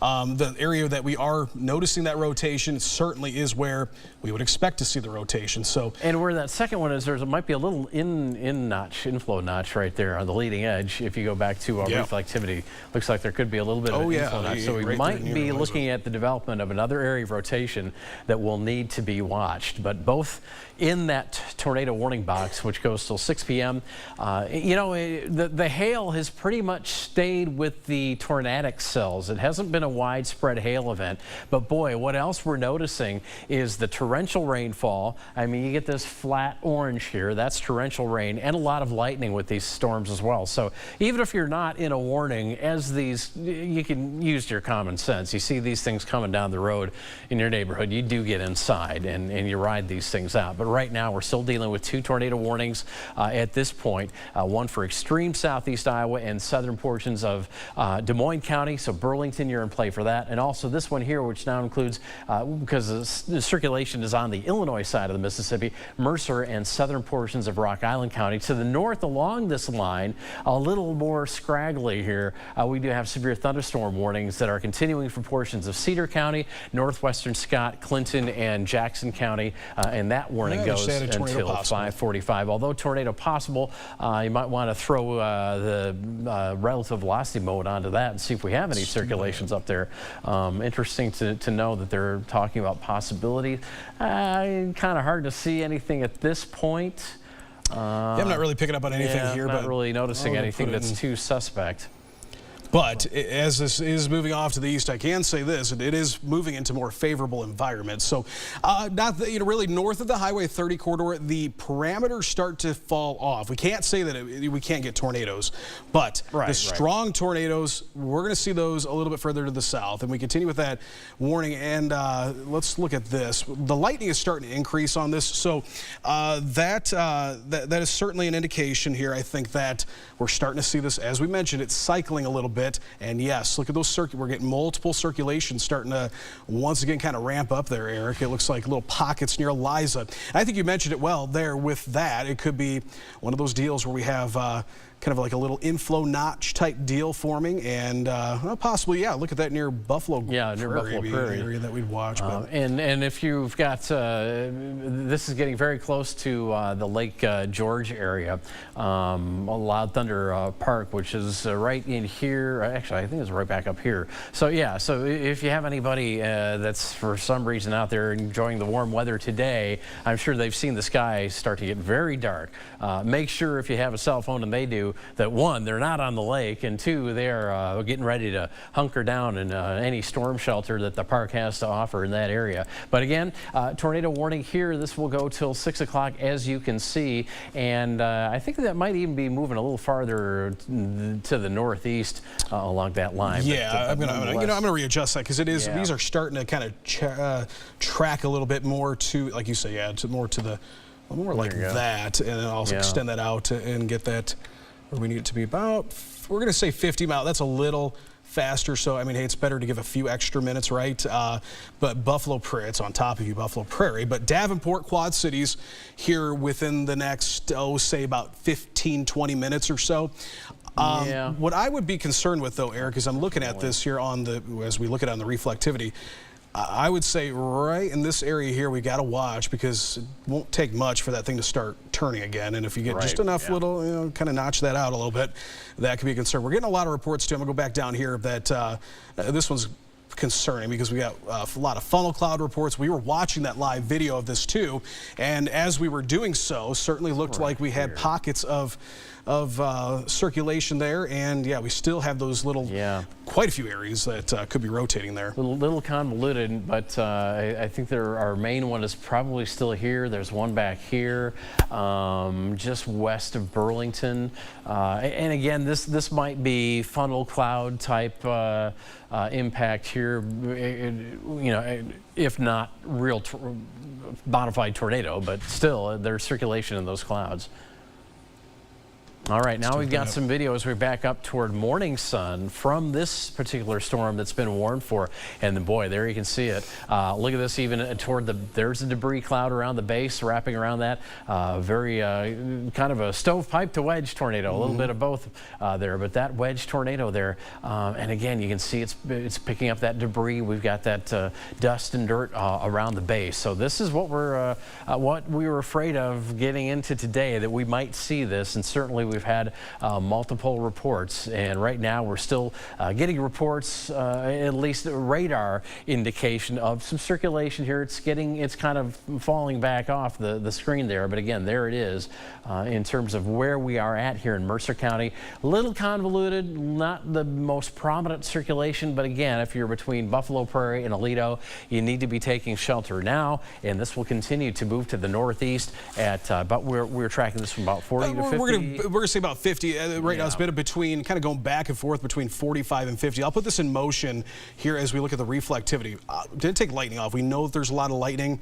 The hail feature too, this is something that we're watching, but this is a concern. Look at this storm right now into parts of Mercer County. That hail core is beginning to expand, and so as we see that, that's a sign that this is kind of recycling and regenerating. That's very typical for these long track supercells. So what we could be seeing is a little bit of strengthening going on here as we are starting to get more of those whites start to pop there in that hail core. And we've only gotten reports of pea-sized hail in West Burlington at the hospital, but that's still hail, and you know, we'll continue to see what those hail cores do as we go through the course of the afternoon and evening here. Yes, absolutely. So okay, so here we go. We're going to continue with this tornado warning now as we continue here. If you're just joining us, we've got some people asking, why are the sirens not going off the metro? This does not include the metro Quad Cities at this time. It might eventually kind of downstream as this warning, or as a storm rather, continues to move into parts of Mercer, Rock Island County. That will certainly be a concern. But for right now, the metro Quad Cities, we're not under a tornado warning at this time. That doesn't mean you don't go outside, because the storm will be crossing into the area. There's still quite a bit of activity. We got a new warning. We'll take a look at that. There we go. There we go. And Des Moines, Henderson, Mercer, Warren County till 6:30. Wind speeds up to 60 miles per hour, inch diameter hail, tornado possible. And as we put that into motion, you can kind of track that whole line of storms that we've got going there, including the 2 tornado warnings. But that would be the area of the storm between the circulations and between the hail cores. Looking probably what we're banking on mostly would be the wind and the torrential rain and the lightning, which of course is obviously dangerous. Sure. We're getting a lot of reports. The damage reports are pretty scary here that we're getting. Let's go to I-80 backup right now. We're with this by West Branch. Okay, and that would make sense as we have these that's where we've got the radar jackknife semi looks like there. So that's certainly going to be an issue. Here is, you know, the roadways. We've been talking about this for several days, so you should be home by now, hopefully. And if you had to work and get home, stay there. You know, if you got plans tonight, best idea to kind of stay in. We're going to work on getting another angle on that, kind of give you a traffic update. But take a look at radar. That storm now moving through, kind of weakening there, and then they dropped that warning, which I think totally makes sense. Good angle on another that. New angle coming up, yeah. And again, that's where we've got the radar focused on I-80 there, west of the Quad Cities. They'll shut it down. Oh, wow, yeah. Wow, and yeah, as Sharon points out, how dark the skies are there in the background. This is eastbound I-80. So yeah, so we are looking to, it's kind of hard to say. It looks like we're looking to the east there, because the lighting conditions hard to tell. Oh, and they flipped the camera on us. But it just tells you, you know, that's, yeah, very good sign of it's one of the things that we have to deal with when we say see torrential rains too, I mean, that's one of the things that can happen. Boy, that pavement, you start to hydroplane and you're in trouble, which is, as Kyle pointed out, you should be home now. Right. Let's drop down towards Burlington. Looks like we might have a report of a tornado on the ground. All right, and from the Weather Service, that Lee County tornado is transitioning to a severe thunderstorm warning into Oquawka and southern Mercer, which is what we're just showing you that was issued. Less rotation with that. Still damaging winds possible, quarter-size hail. Tornado not out of the question. And again, that concerns the yellow box, the severe thunderstorm warning. It's on the bottom of your screen there. But yeah, we go back to the tornado warning, and there you can see that hail core is once again kind of popping up on the light blue. We'll get that off of there, and we'll go back to rotation to show you what we're dealing with in terms of the circulation. Still kind of cycling, as we've been talking about this afternoon. That hail's starting to grow, though. Yeah, and back to that, you'll see that right there south of Eliza, the hail core, the lightning, everything that makes you want to be inside as these storms pass by. And that orange, that's the torrential rain that will certainly cause a semi to hydroplane, just as it did on the northern end of that line on Interstate 80. Taking a look then again at our rotation within that black box, which is our tornado warning. This is now going to be right about halfway between Eliza and Aledo, moving to the north and east. So if you are where Highway 94, let's see, get on to 94 near Reynolds there.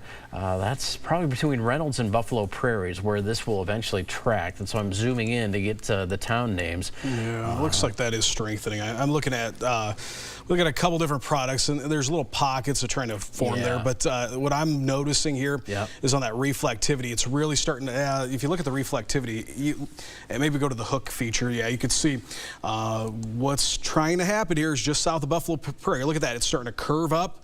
That's going to be our new tornado. That's going to be our new circulation here just to the northwest of Millersburg. It is, yeah, that's right where velocity is picking it up. And the pinks, we're starting to get pinks in this. That's a sign. This is rapidly strengthening here.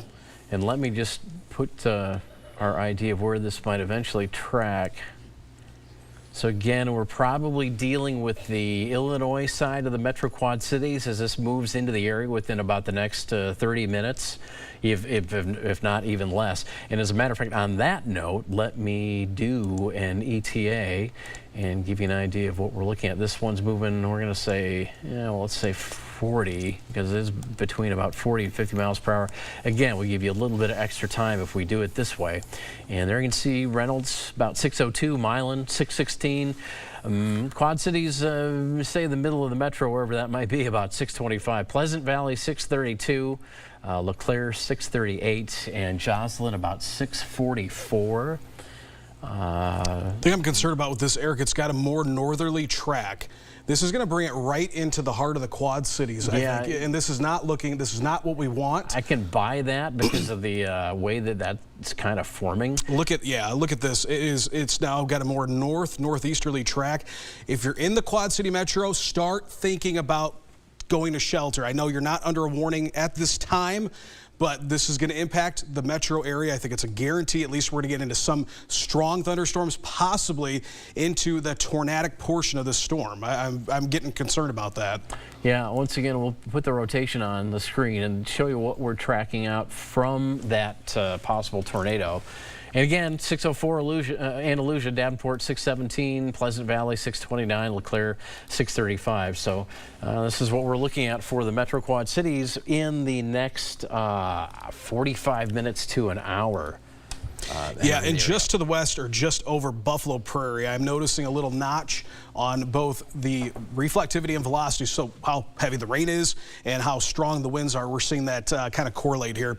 Really starting to ramp up here. This activity is starting to increase here, the storm, as it crosses into Rock Island County. Let's go to I-74 right now. I-74. At Middle Road. Let's take a look at there. Okay, we can see the dark sky. What we can do too, and maybe Teresa Bryant, can we swing sky view to the southwest? We'll get a good view of this as it is approaching the high atop our station here on Brady Street. We'll be able to see this circulation here. And quarter-size hail reported in Burlington. Let's take sky view, please. Sky view in the control room, and let's take a look.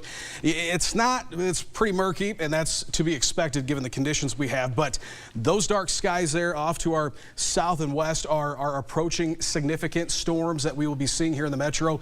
Possibly this area of circulation here near Buffalo Prairie continues to increase. This whole storm is increasing pretty rapidly, Eric, as in intensity. We've got Buffalo Prairie, got a lot of pink showing up here, so hail is going to be a concern, but the lightning is also starting to spike. Yeah, up, keep on this shot here, because what people will probably be taking a lot of pictures of right here. I'm going to walk off the screen, then I'm going to come back on this video. Just let me know when I can so I can point it out. But you can see in the distance there, the shelf cloud. Yeah, if we go back to that sky view shot, I just want to point out what we're getting a lot of pictures of on social media. Can I key over that shot? And I can also throw it up here on Max too. Yeah, you can do that.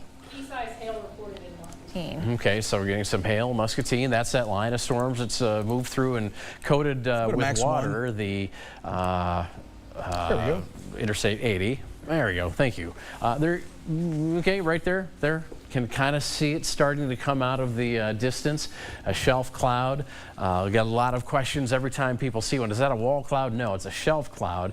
And behind that, the winds will start to pick up quite a bit. It's just that outflow of wind from the bottom of the thunderstorm that kind of plows up this very humid air at the surface, which you all felt as we've been going through the day, and gets that air pushed up to a cooler level, and it all condenses into that big horizontal arc that you see. And I'm sure if you are in Rock Island or western Scott County, you've probably taken pictures of that, and we'll put it on your Facebook page. But yeah, this is starting to get a little dim here because the sunset. This is an actual picture of the clouds that we can only get at day, this visible satellite, although there's a way to get it at night now thanks to modern technology. But there you can see the percolating clouds, those cloud tops that still catch light because they're higher up than the rest of the clouds. And when we get those bumps on the clouds, we know that there's a lot of upward motion lending to the storms that we've been tracking today, which are causing hail and unfortunately tornadoes, and some strong tornadoes for this area and this time of year. As far as our warnings are concerned right now, still have that tornado warning continuing for Rock Island and Mercer County. This goes,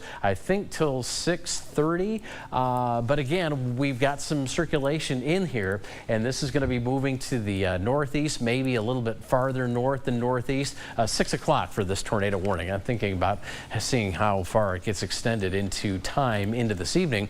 And then to the south, we've still got on the southern flank of this line of storms, because of the potential for wind and large hail and torrential rain, the severe thunderstorm warning. Again, and there you can see the hail core coming up just outside of Eliza. Rain rates maybe more than a tenth of an inch an hour or so, but the hail size, walnut size hail, that gets to the point where you can get a little bit larger than that, and it can start dinging your cars. So this is another thing that we want to say. If you're ahead of the storm right now, which you likely are if you're in the Metro Quad Cities, this is time to bring things in that you want to have around for another day, especially the vehicles, if we get hail from these storms. Okay, I'll look at this. Is this our circulation? Well, this is a new circulation. Looks like it's developing here over the river. But this is our tornado warning here at Buffalo Prairie. Yeah. I'll stop it there so you can point. But that little, look at right over the river there. I'm just noticing a spike there. Let's see as this kind of evolves. And yeah, here's a couple scans. It's starting to really show. Yeah, this is, that'll again, walk itself right into. This is air going toward the radar site. Again, follow those pixels right up to Davenport, and then air on the other side of the river and over the river probably. So this is going to be approaching when it crosses the river here, probably pretty close to Montpelier. There's Buffalo and of course Andalusia. That's going to be pretty close, and from that area we've got a live picture. There's see Loud Thunder Road, but this is going to be west I-280, and this looks to be somewhere on the Illinois side. Yeah, okay, on the Illinois side. And there, I guess we're looking toward the Mississippi right there. So yeah, you do see the edge of that shelf cloud here. that we were talking about. We were looking at it from way over here, farther north and east, but there it is now as we're looking at it from south and east, and that's going to start bringing in the leading edge of our tornadic thunderstorms. Not that they are tornadic all along the line, but that's the leading edge of the storms that will bring some increases in the wind speed perhaps, and maybe some rotation, which is pretty close to the river right now. And we track that out. Now we've got another broad rotation kind of setting up. That second area of green just kind of popped up on that last radar scan. So let me take a look. While you do that, I'm putting a note here just to try to get some information here, because we got a pretty massive amount of a pretty big influx of data moving through here, as you can imagine. Salem is that's one of the areas that we had some damage being reported. But right now, the biggest concern is if you're in the Metro Quad Cities. I do not like what I'm seeing here with how this storm is evolving. I would say right now, okay, we got pictures from Milo. Let's take a look at that. Anytime we get these live pictures, yeah, the dark clouds there, definitely showing here, showing their face. But I'm really concerned about this here, as it's Buffalo to Andalusia. Definitely a very kind of, I wouldn't say strong, but a strengthening rotation is very evident, and we're this close to the radar site. When we see these, it's lower and lower to the ground. So the confidence that there is something going on starts to grow. And I would say right now, and I want to point out, but along the Mississippi, the weather's really deteriorated. Hale, Illinois City up to Fairport, that's going to be moving to the north and east with the storm. So Edgerton, Buffalo, Bluegrass perhaps getting into that hail concern as well. But yeah, back to your point and where the circulation happens to be. And as we track that out, we'll just stop things and take a look right there where we've got a couple areas perhaps of circulation. Yeah, it's not the most well defined, but it's just what we've seen, the evolution of this storm is definitely what I think was what has us worried, because it's very typical when you see these types of storms that you get them to kind of collapse a little bit after they've produced a tornado, and we're starting to see some of that now. It's really strengthening. We're getting these pinks and lots of lightning, all signs that we are in a strengthening phase here of the storm. And there's an extension now. It's a severe thunderstorm warning that they'll be putting out for the Metro Quad Cities, at least for the time being. And let's get the information on that. 645, portions of Muscatine, Rock Island, and Scott County. And again, this does include the Metro Quad Cities. This will go till 645. At this point, this warning showing that wind and hail are the certain main threats, but no possible tornado tag again at this point.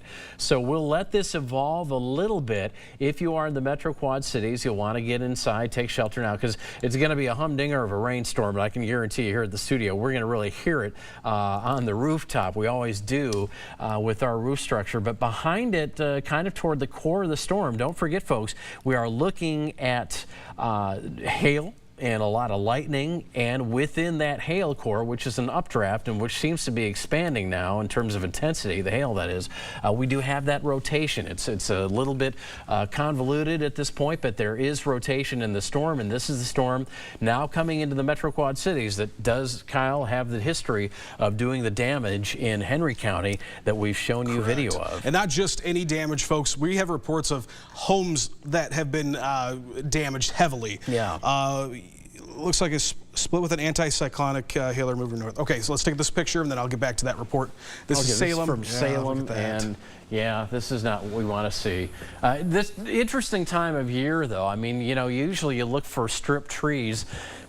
Most of the trees don't really have much more than buds on them right now. So you look back here and you look next door. You can't really tell by the trees, but if this is any indication of why we're on the air today, I think it speaks for itself. Garage door blown in, wall blown out, roof collapsed, and we've got probably a lot more of these reports to come. I mean, we are just early into this event. This storm is barely out of Henry County, and we're already getting pictures like this. We'll likely see more pictures like this as we get them into the station throughout the evening, into the night, and into the day tomorrow. And what the just to move ahead here, what the National Weather Service will do when they go out to a site like this, they take a look at what was the structure, how thick thick was the brick? Foundation and tie down strength. What was the roof like? What kind of meat did the roof have to it? What kind of garage door material are we looking at there? These things all add up to give them an estimation or a range of wind speed estimations, which then they turn into rating that tornado as an EF 0, 1, 2, and that's kind of how they start. They find out where the damage is, they get in and they investigate that damage to find out just what kind of tornado we had to do that damage. And unfortunately, we do have this damage today, and that's why we're tracking these storms. Another one here that we're tracking right now with Kyle on the radar is that warned tornado storm, Mercer, Rock Island County. This warning goes until 6 p.m. and this will be including the Metro Quad Cities, of course, Scott County as well. Yes, and here's the thing with this. So we've got the tornado warning that is in place now is going to be allowed to expire. They've issued that severe thunderstorm warning. Hail is going to be a concern, damaging winds as well. But they also are, I've been talking with the National Weather Service, they too are notating that circulation. There's a couple pockets of circulation, and so they're aware of it. They are watching that. But this is it continues on there. Look at that near Buffalo. It's actually strengthening. Yeah, so I'm getting kind of concerned here with that. So as Eric is pointing out there, we continue with this severe thunderstorm warning and tornado warning. Tornado warning continues here for another 2 minutes here for the parts of Rock Island County. And oh gosh, yeah, look at that. Another picture from Salem. Well, let's take a look at Salem real quick. Yeah, that's you're getting into probably EF1, EF2 damage there when you see that kind of structural damage. Yeah, that's the house. If we can go back to radar, because that is a very concerning signature, mainly because this is going to be heading right into the Quad City Metro. Yeah, whatever it is, it's going to go right through the heart of the Quad Cities. And now looking, because it's kind of on the northern half of that box, it's going to be on the Iowa side, as it's now between Buffalo and Bluegrass. Folks in Buffalo, take shelter now. Bluegrass, take shelter now. Anywhere along Highway 61 east of Bluegrass, and I've got some friends out there in the rural country, you need to be taking shelter, as well as folks along Highway 22 from Buffalo into Davenport, West Davenport, Northwest Davenport. Take shelter now, because we do have this broad rotation. Hopefully we can soon get some spotters on that now that it's in the metro, but at this point we're a little mystified as to what it might be, because we're under a severe thunderstorm warning in this area, not a tornado warning. It looks like that circulation is leaving that tornado warning that was for Mercer and Rock Island County, now moving north toward northwestern portions of Davenport, and just plugging along here at about 40-50 miles per hour. Yeah, and I wonder too if this might be some type of microburst that we're kind of catching here too. Because of that red behind towards, it sure looks like it could be. And that's destructive in itself. You can get up to 100-mile-an-hour winds with those sometimes. Not saying that that's what's happening here. Okay, let's see, get some updates here. Just checking on that. But yeah, that could be what we're seeing here. I still think that we do have to watch near Edgington as well. There's a tornado warning, and that's going to be for the Quad City metro area now. We've been talking about this circulation for 5 minutes now. All of our phones going off here. We now have a tornado warning for the Quad City metro area. This does include Davenport. Downtown Davenport. You'll hear the tornado sirens start going off right now here in the metro. All right, let's get you the information on that.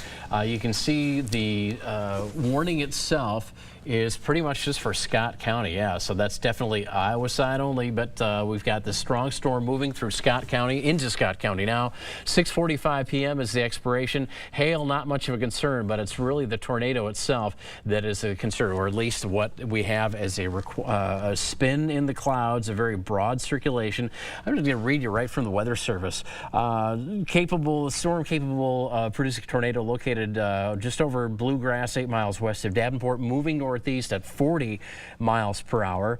The word that we have on this, it's radar indicated for the most part at this point, but flying debris, obviously dangerous. Mobile homes damaged or destroyed, damage to roofs, windows, just like the damage we showed you on those pictures just moments ago.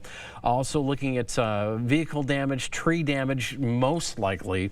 at least for the trees, they don't have as many leaves as they would in about a month, although some have come to full, well, not full leaf, but have leafed out, and they could be easily torn down. So this storm near, let's see, Maysville, Westlake Park, Credit Island, Davenport Municipal Airport around 6:05, then on to Long Grove, Donahue, Parkview.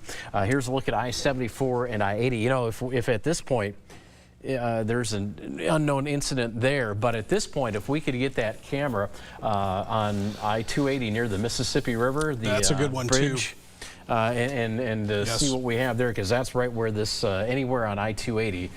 West Davenport, that's where the storm is going to be moving in. Once again, let's get back, because this is pretty important to and I'm continuing to see it strengthening here, and look at how that's curving around right over Bluegrass. If you live now, this is so Quad City metro area, the Iowa Quad City metro area, and that's going to move it right into Davenport, right into Bettendorf. This is a very dangerous situation. It is a strengthening storm. This is the Davenport. Yes, this is the storm that produced those damage pictures we're showing is from this particular storm. Take this seriously, folks. If you live in the Quad City metro area, take shelter now. Yeah, we need to take shelter. It's really strengthening fast here. Take us with on your phone app, but take shelter. And if we could point Skyview to the southwest, we're going to have there right now. There's there you can see the shelf cloud. Oh boy! So right there is going to be the area that we are watching. We could probably stay with this, because I don't think there's anything better than the picture itself. Yeah, we'll keep. So this is the so right looking now back and forth at this. You see here what so you're looking right into that shelf cloud. Take a quick look on radar. We'll go back to that right after this, just to give you a heads up. Take a quick look at radar, though. All the air that's being pushed out here, that's why we're getting that shelf cloud. There's Interstate 280. There's 280 and 80 interchange. We're going to be looking for some traffic cameras, especially right down here where 280 crosses at the Memorial Bridge of Mississippi River. So I guess we have that. So we're going to take a look and see if we can get anything. Cloud, yeah, but there's that shelf cloud right there, and what that is hiding at this point. You know, we're kind of worried about what it is hiding based on the signature on radar. Could be a strong area of outflow or a burst, as Kyle was talking about. Look at that little dip there in that cloud. Look at it right to the left side, though. Right there. That might be the case here, is we're going to get these little tags to form. It's very ragged on the. That's typical, but it's very ragged with the speed of wind we could be dealing with here.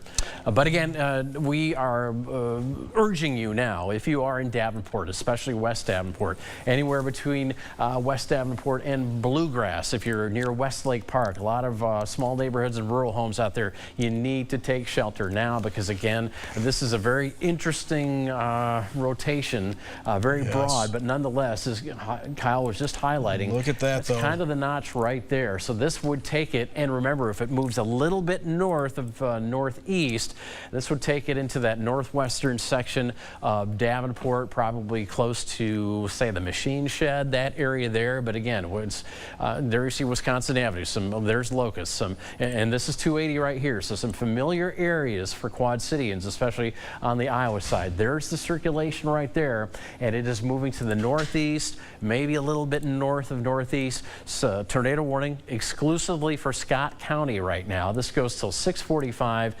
Might see some small hail, but right now it's really this that we're most worried about, concerned with, and it is that circulation that could be forming a tornado, a broad storm coming our way. That's why we have that shelf cloud on the western horizon. And I know Kyle is digging for more info. Yes, I do.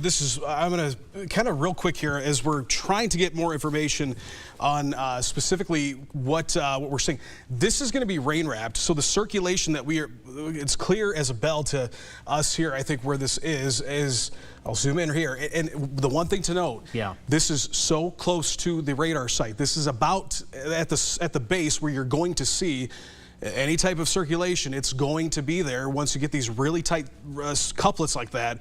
It's crossing what would be West Locust Street right now. This is moving to the northeast. It's going to take it into the northwestern portion of Davenport at this time. I would say, probably to be safe, this looks like it could be actually the way it looks like a quasi-linear little tornado here, a little spin-up type deal, and it continues on here. But I would say anyone in northwestern Davenport at this time, you need to take your immediate tornado precautions. Get to your basement if you have one.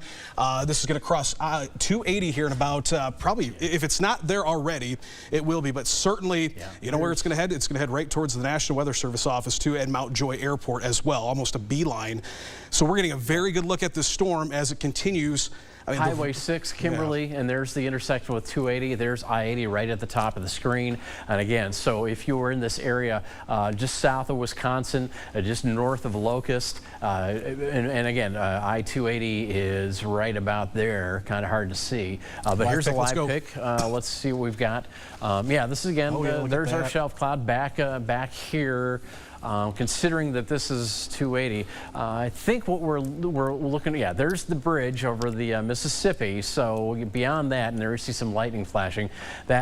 Look how that's almost like a wall cloud. A big wall that's what I was just going to say. Beyond the shelf and I want to real quick. I mean, I hate to break away. We'll go back to this real quick, but I want to show radar because I'm noticing something else that needs attention here. We continue with that tornado warning, but I'm going to take lightning off. We've got pockets of rotation now near Edgington. There is no tornado warning for that area. That will take it into the Illinois Quad Cities. And that was right about there. Yeah, so this is really ramping up there. I'll take it right there. You can see right near 192. And then toward Buffalo Prairie then as well. Some, you know, the storm's kind of a mess. It makes it tough, but we do know something's out there. And that's why I like to think of Doppler radar. You know, old radar, we could tell you it was a birthday cake. Doppler radar, we can tell you how many layers are inside of it. And that's why we're getting a lot of circulation from this storm. I'll quickly go to the weather deck picture because we want to... oh boy, look at that. Pretty much what we'd expect. I mean, the darkening sky coming in from the west. But let's get back to the radar. And again, here's Northwest Boulevard. There's the intersection with Interstate 80. I'll just say it, machine shed. Pretty much everybody knows. That's right to the east-northeast of where this circulation is. So that might be a pathway for this storm. There's the radar site at the airport in Davenport. Of course, just to the west of that, the new Amazon facility right there. So this is that industrial park that this is all heading toward. First of all, think machine shed, Northwest Boulevard, Interstate 80, also industrial park, Amazon, and then there's the radar site at the airport. So that's kind of the area that this very prominent spin is mainly focusing on. And so again, you see the yellow box, that's a severe thunderstorm warning, but Scott County exclusively is in a tornado warning until 6:45 p.m. And by the way, I think I might have missed it, but it's not quite 6:10. This is KWQC TV6 Davenport, Iowa. You're watching live storm coverage from the First Alert Weather Center. And we do have active weather, including that tornado warning for the Scott County part of the Metro Quad Cities. Look at I-80 live here. And this is going to be right where it's going to be crossing here, too. This would be... and I'm sorry, I'm walking across the screen, just walking toward the monitor. This is probably looking west. Yeah, this is looking west because everybody here is coming from the Iowa City direction. And this is Northwest Boulevard right there. There, I believe, is the Peterbilt and the Harley place. Or not Harley, but there's a Peterbilt place down there. And the sign for the truck stop. Yeah, I believe we're looking west there. Okay. So yeah, this is getting really close to that area. Yeah, if we could take, there we go. I was going to say, I'm going to look in this monitor right here because what we're seeing, and Eric could probably point this, I think you're on chroma key too. Yeah. So what we can show you here is right here, it's like a cyclonic, you can actually see kind of the pinwheel effect going on here with this as it is a live picture. Let's go to that real quick. But let's see. Okay. Oh yeah, look at that. Right, it's coming right. This is outside the TV6 studios here. We're on Brady Street. Look at that. Yeah, the optics are good, but I think we should be on radar right now. Let's do, because that's a shelf cloud. That's not going to do anything for downtown Davenport. So we're really worried about this right here, this circulation, which is a tornadic circulation. Ready to cross Route 6 there. Yeah, and that's Kimberly Road up there north toward the I-80 junction. This is where we're getting the circulation that we're really concerned with at this time, and this is why the Weather Service issued this tornado warning. And you know, coincidentally enough, tornado southwest moving northeast right toward the Weather Service, and that's a one issuance from a Weather Service office they never want to write because they're right in the path. And there's again Highway 6. getting toward I-280, that interchange right there, you just zip up and you get into the intersection of 80 and 280, and then you go back this way. There's Northwest Boulevard, there's the airport, there's Amazon, and that's right where this is starting to head toward. I'm seeing a picture. I'm going to send this over here. We got a wall cloud in Davenport right now. This is a very clear depiction. Depiction of what we're seeing, and this is, it kind of goes to show you here. This actually, this almost looks like the I-74 bridge, and so that's pretty much, let's see, they're downtown in the background. And if you kind of look at this whole thing right now, this is what's concerning me. We've got this very, it's a very clear quasi-linear, what we call, I'm not going to bore you with those terms, but what I'm going to do is I'm kind of look at this, kind of pulsed up, but it's actually, I mean, it's getting ready to cross the radar site, the radar dome itself. But look at here, we got to watch these little spikes because it's so close that this is what's happening at the surface. This could be a tornado, or at least a brief spin up moving right over top of 280 right now, eventually here to Route 6. We got that lower third, so you got to back Yes, out. okay, so yeah, I will move that up here. We'll keep that on there. Just, okay, so right there, look at these little anomalies here. We've got quite a few of these little spots that could be a possible tornado, if not a tornado. We're also getting visual of this, that this is a rotating wall cloud, which is a cloud that is sitting pretty much, it's the step before a tornado, but this is heading right over top of the radar site. This is on going to be over Mount Joy Airport. The circulation is now crossing I-80, also probably up in that. This one here is at 280. This is at 280, yes. And the airport's up here. There we go. So we actually are not getting data right now, it looks like, so that's not good. That's not good. There we go. There we go. Oh, let's get rid. Okay, we'll take a look at that pic right now, but real quick, and then let's go back to. Okay, so we've got back to radar right now. That's post shelf cloud. Now the rain has moved in. Yeah, we can hear the tornado sirens going off in the Quad City Metro here, so definitely all throughout the Scott County probably right now. But several pockets, Eric, right there, right over. Let's see. Watch that lower third, and we'll back that out a little bit. Yes, let's. We'll back that out because we're getting a little too too you close. Might want to put it in motion for a second too. Let's just. And if you can hear over our microphones, we do have the sirens are sounding in Davenport. As they should. Yes, as they should. As you would expect. But this is right on top. I mean, our friends at the Weather Service are, if they're not. This is kind of and this goes back a minute or two, so all this is leading edge. So that's across Northwest Boulevard, which is right there. That's why that shot was so wet with the torrential rainfall moving through. So kind of getting a little bit hard to see. So that's why we take shelter during these. It looks like we have a new warning coming through. Looks like, they're probably going to extend this, and let's see what we have. Let's see what we have here. We're getting a little bit of a delay in our data, unfortunately, but okay, so while Eric is looking at that, I'm going to dive in here and get it back into the Metro Quad Cities. The areas and those landmarks that we mentioned, like the Machine Shed Restaurant, I-80, the Mount Joy Airport, Northwest Davenport, this is going to be north of the North Park Mall.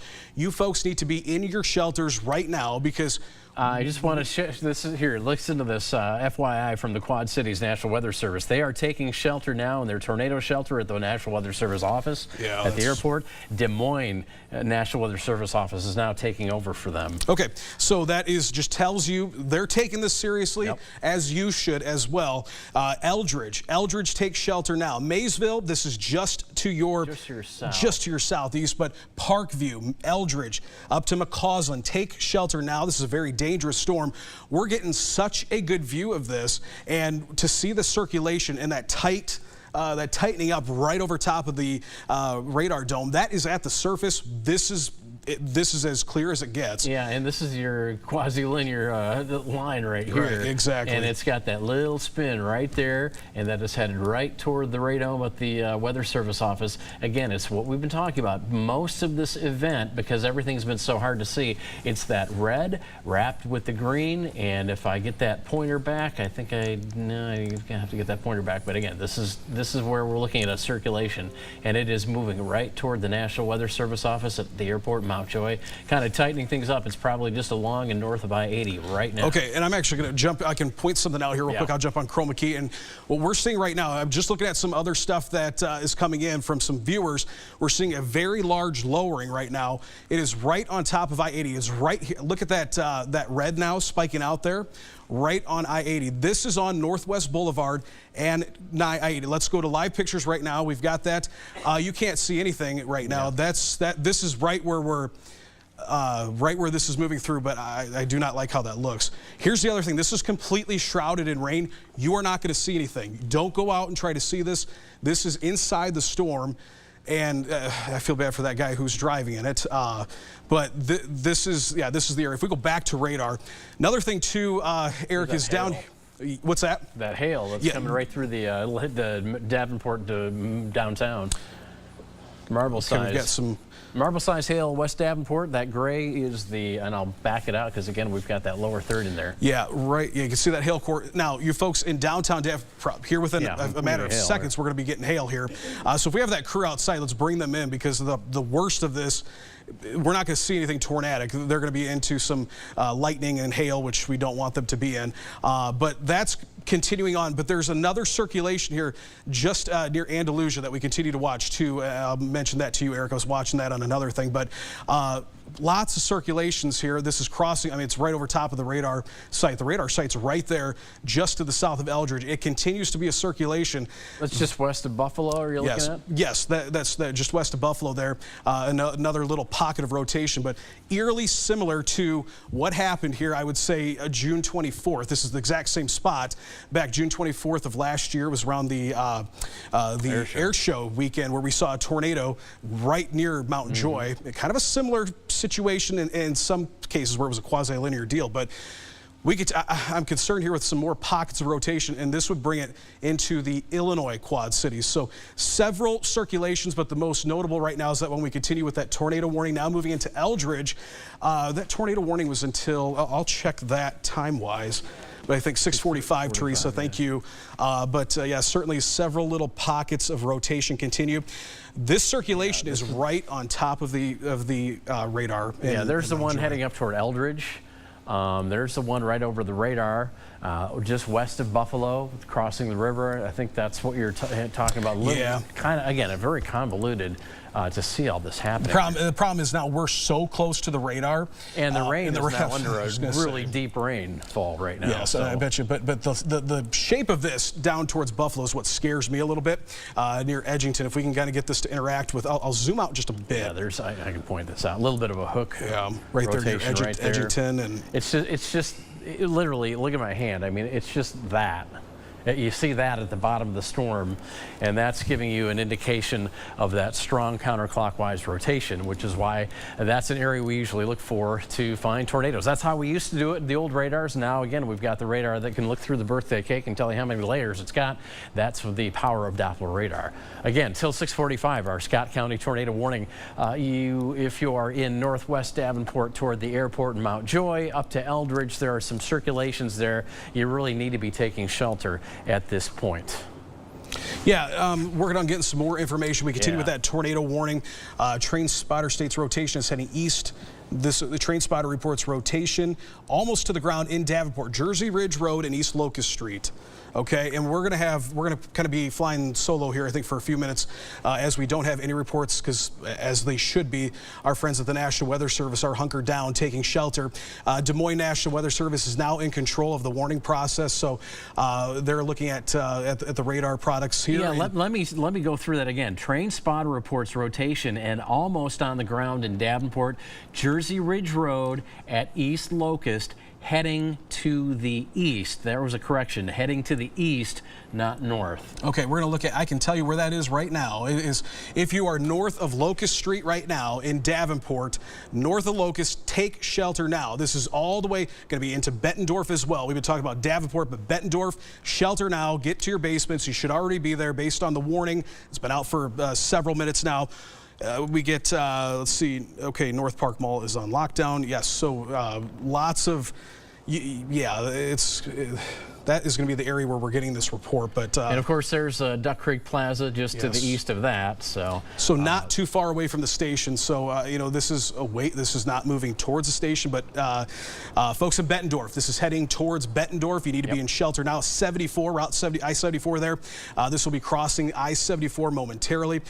When you zoom out though, and we get out of those streets, you can kind of see that area where I think that they're picking that up. There's another area of circulation, because this is what happens, seems like, when we get these in the metro, that's once again tightening up here to our southwest in the metro. So this is kind of evolving rather quickly as it seems to do so. But we've got other little pockets of circulation forming here, Eric. One actually in downtown Davenport right now. And we are also under a hail core, it looked like, as well. So we're probably seeing some marble-sized hail, probably very close. A new close. warning too here, a severe thunderstorm warning to our south. All right. I know the metro thing takes precedence, but right now we'll just kind of look at that. Okay, we'll take a weather deck shot. I was wondering myself if there might be some hail visible up there. So Henry, Mercer, Rock Island, Warren County, severe thunderstorm warning is in effect here. We're going to go, we got 60-mile-an-hour winds, going to be the main threat here. We've got still, the concern is going to be that we end tornado possible. I was just going to work on that. Yep, that's the Des Moines, Henderson, Mercer, Warren County. So that's the southern warning. That goes till 6:30 with, again, tornado possible. As we move up the line, then, of course, our tornado warning comes into view. Let's see if we can get... Yeah, there's another pocket of rotation here. This is downtown. This is right over top of us right now. There is circulation over the station right now. So Brady Street, I think we're going to be okay. It's not, we've got a good view of this, but as this continues to track off to the northeast here, over towards like your McClellan Heights, your East Village, you need to be in shelter as well, because we got these little pockets forming all over the Quad Cities. That circulation. This is a new severe thunderstorm warning that just popped up on the screen. So this is going to go, if you zoom on out, we'll see how far north this goes. But this certainly encompasses the storm that it was tornadic. And this does extend that storm warning in the form of a severe thunderstorm warning to portions of northern Rock Island County, Whiteside County, and probably up there into Clinton County as well. There's the Wapsipinicon River, the northern border of Scott County. And I think that's about it. Yeah, portions of Whiteside County, Clinton County, and northern Rock Island County, along with Scott County, as the storm continues to now move over and past the airport, at least the heavy portion of it, and all that east Davenport stuff now down I-74, kind of moving to the north and east. There's going to be LeClaire, so it doesn't look like LeClaire is going to be, probably, there's Fort Byron LeClaire right there. And you can kind of just barely in that. And you can see here, there's a good tall tale sign, but the radar is where it says it is. And you see how you got this red band kind of floating around, but you got the green. So green's wind moving towards the radar. Well, that's just outside. That's wind's kind of moving in towards the storm. And then you've got these red bands moving away. So definitely. Yeah, it's one of the hardest places to find a tornado. Yeah, but when you see it, it's definitely scary in any form when you're that close. So we continue with that. I'm going to kind of zoom out just to make sure, as this has kind of been showing some signs of rotation in other portions of the storm. I'm looking at another product here off screen, and it does look like the main focus is going to be what is now over top of the radar site. And this is going to be Mount Joy, of course. This is route crossing 61. But Eldridge, Parkview, continue with your tornado precautions, maybe eventually up towards Cordova. It's about a minute ago, rotation was noted over the Waterfront Convention Center in Bettendorf by Scott County Sheriff. Let's go. Oh, look at that right there, the little spike in there. Yeah, this is what we have to watch, and that's right there. Right toward Riverdale, right out toward Arconic, I should say. Okay. Moline, East Moline, and you're not under Island. Yeah, and you're not under tornado warning there. Well, technically, I mean, in this area you are, but if you're in Moline, just take shelter anywhere in the Quad Cities at this point. This is a severe thunderstorm regardless. Yeah. But rotation over top of the where was that? That was the Riverfront Convention Center in Bettendorf. Downtown Bettendorf, and it's right there. You see Berryfield Court, Riverdale. That's going to take this thing, and it apparently is moving pretty much due east. So that's going to take it right out again toward Arconic, which is that next big open open spot of land here on the radar, because of course it doesn't pour it in the buildings for us, but that huge plot of land, that's Arconic, and that's what this is headed right toward.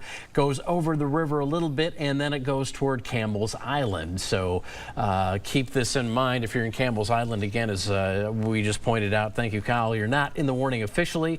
Campbell's Campbell's Island on the Illinois side, but it is time to take shelter because we do have a reported circulation heading right Eric, I'm going to toward point you. something out here. I'm going to move this up just a bit, but we're getting a couple reports near Riverdale of very strong circulation. That's right there. So Lincoln Road, here's I-74. This is Isle of Capri Casino. That is where that area right there is where this is over top of right now. It's not moving as fast as it was Just earlier. kind of spiked too. But look at this, and look at that right there. Yeah, look at that right there. Way. Yeah, it's right over the river right now, moving into Riverdale. Maybe eventually here up towards this is the LeClaire area. This is also the Bend Expo area, or the Bend area right here. There's Campbell's Island, so it might just sneak past Campbell's Island on the southern side and moving right in toward the East Moline area, the downtown East Moline area. So again, see, you're not in the warning, but you need to take shelter because as Kyle's been pointing out, these numerous scattered rotations where they pop up, live pick, you have to contend with that and just take shelter wherever you are. Live picture now that we're going to take, and this is there's the I-74 bridge. There's downtown. That's Bettendorf right there. That's the aisle. That's where it is right there. Yeah. That's where it was, and so now look, I can't see that monitor. It's gone. Darn it! Moving this way, so it's probably beyond what we can see here. You see some opening in the sky, but of course down the river that way, or actually literally up the river. That's where we get the Bend. That's where we get East Moline. That's where we get Campbell's Island, and that's what we're looking at right here. Kind of small on this shot here, but that's what we're kind of aiming at right now because we had a report from a sheriff as it was just working its way down River Drive. We're getting other confirmed reports of this rotation. It's lowering to the ground. We're having a hard time seeing it here, but this is going to Silvis up towards Silvis, Barstow, even as far east as you. Harvester Works, I believe, right up here near 84 there, and then the.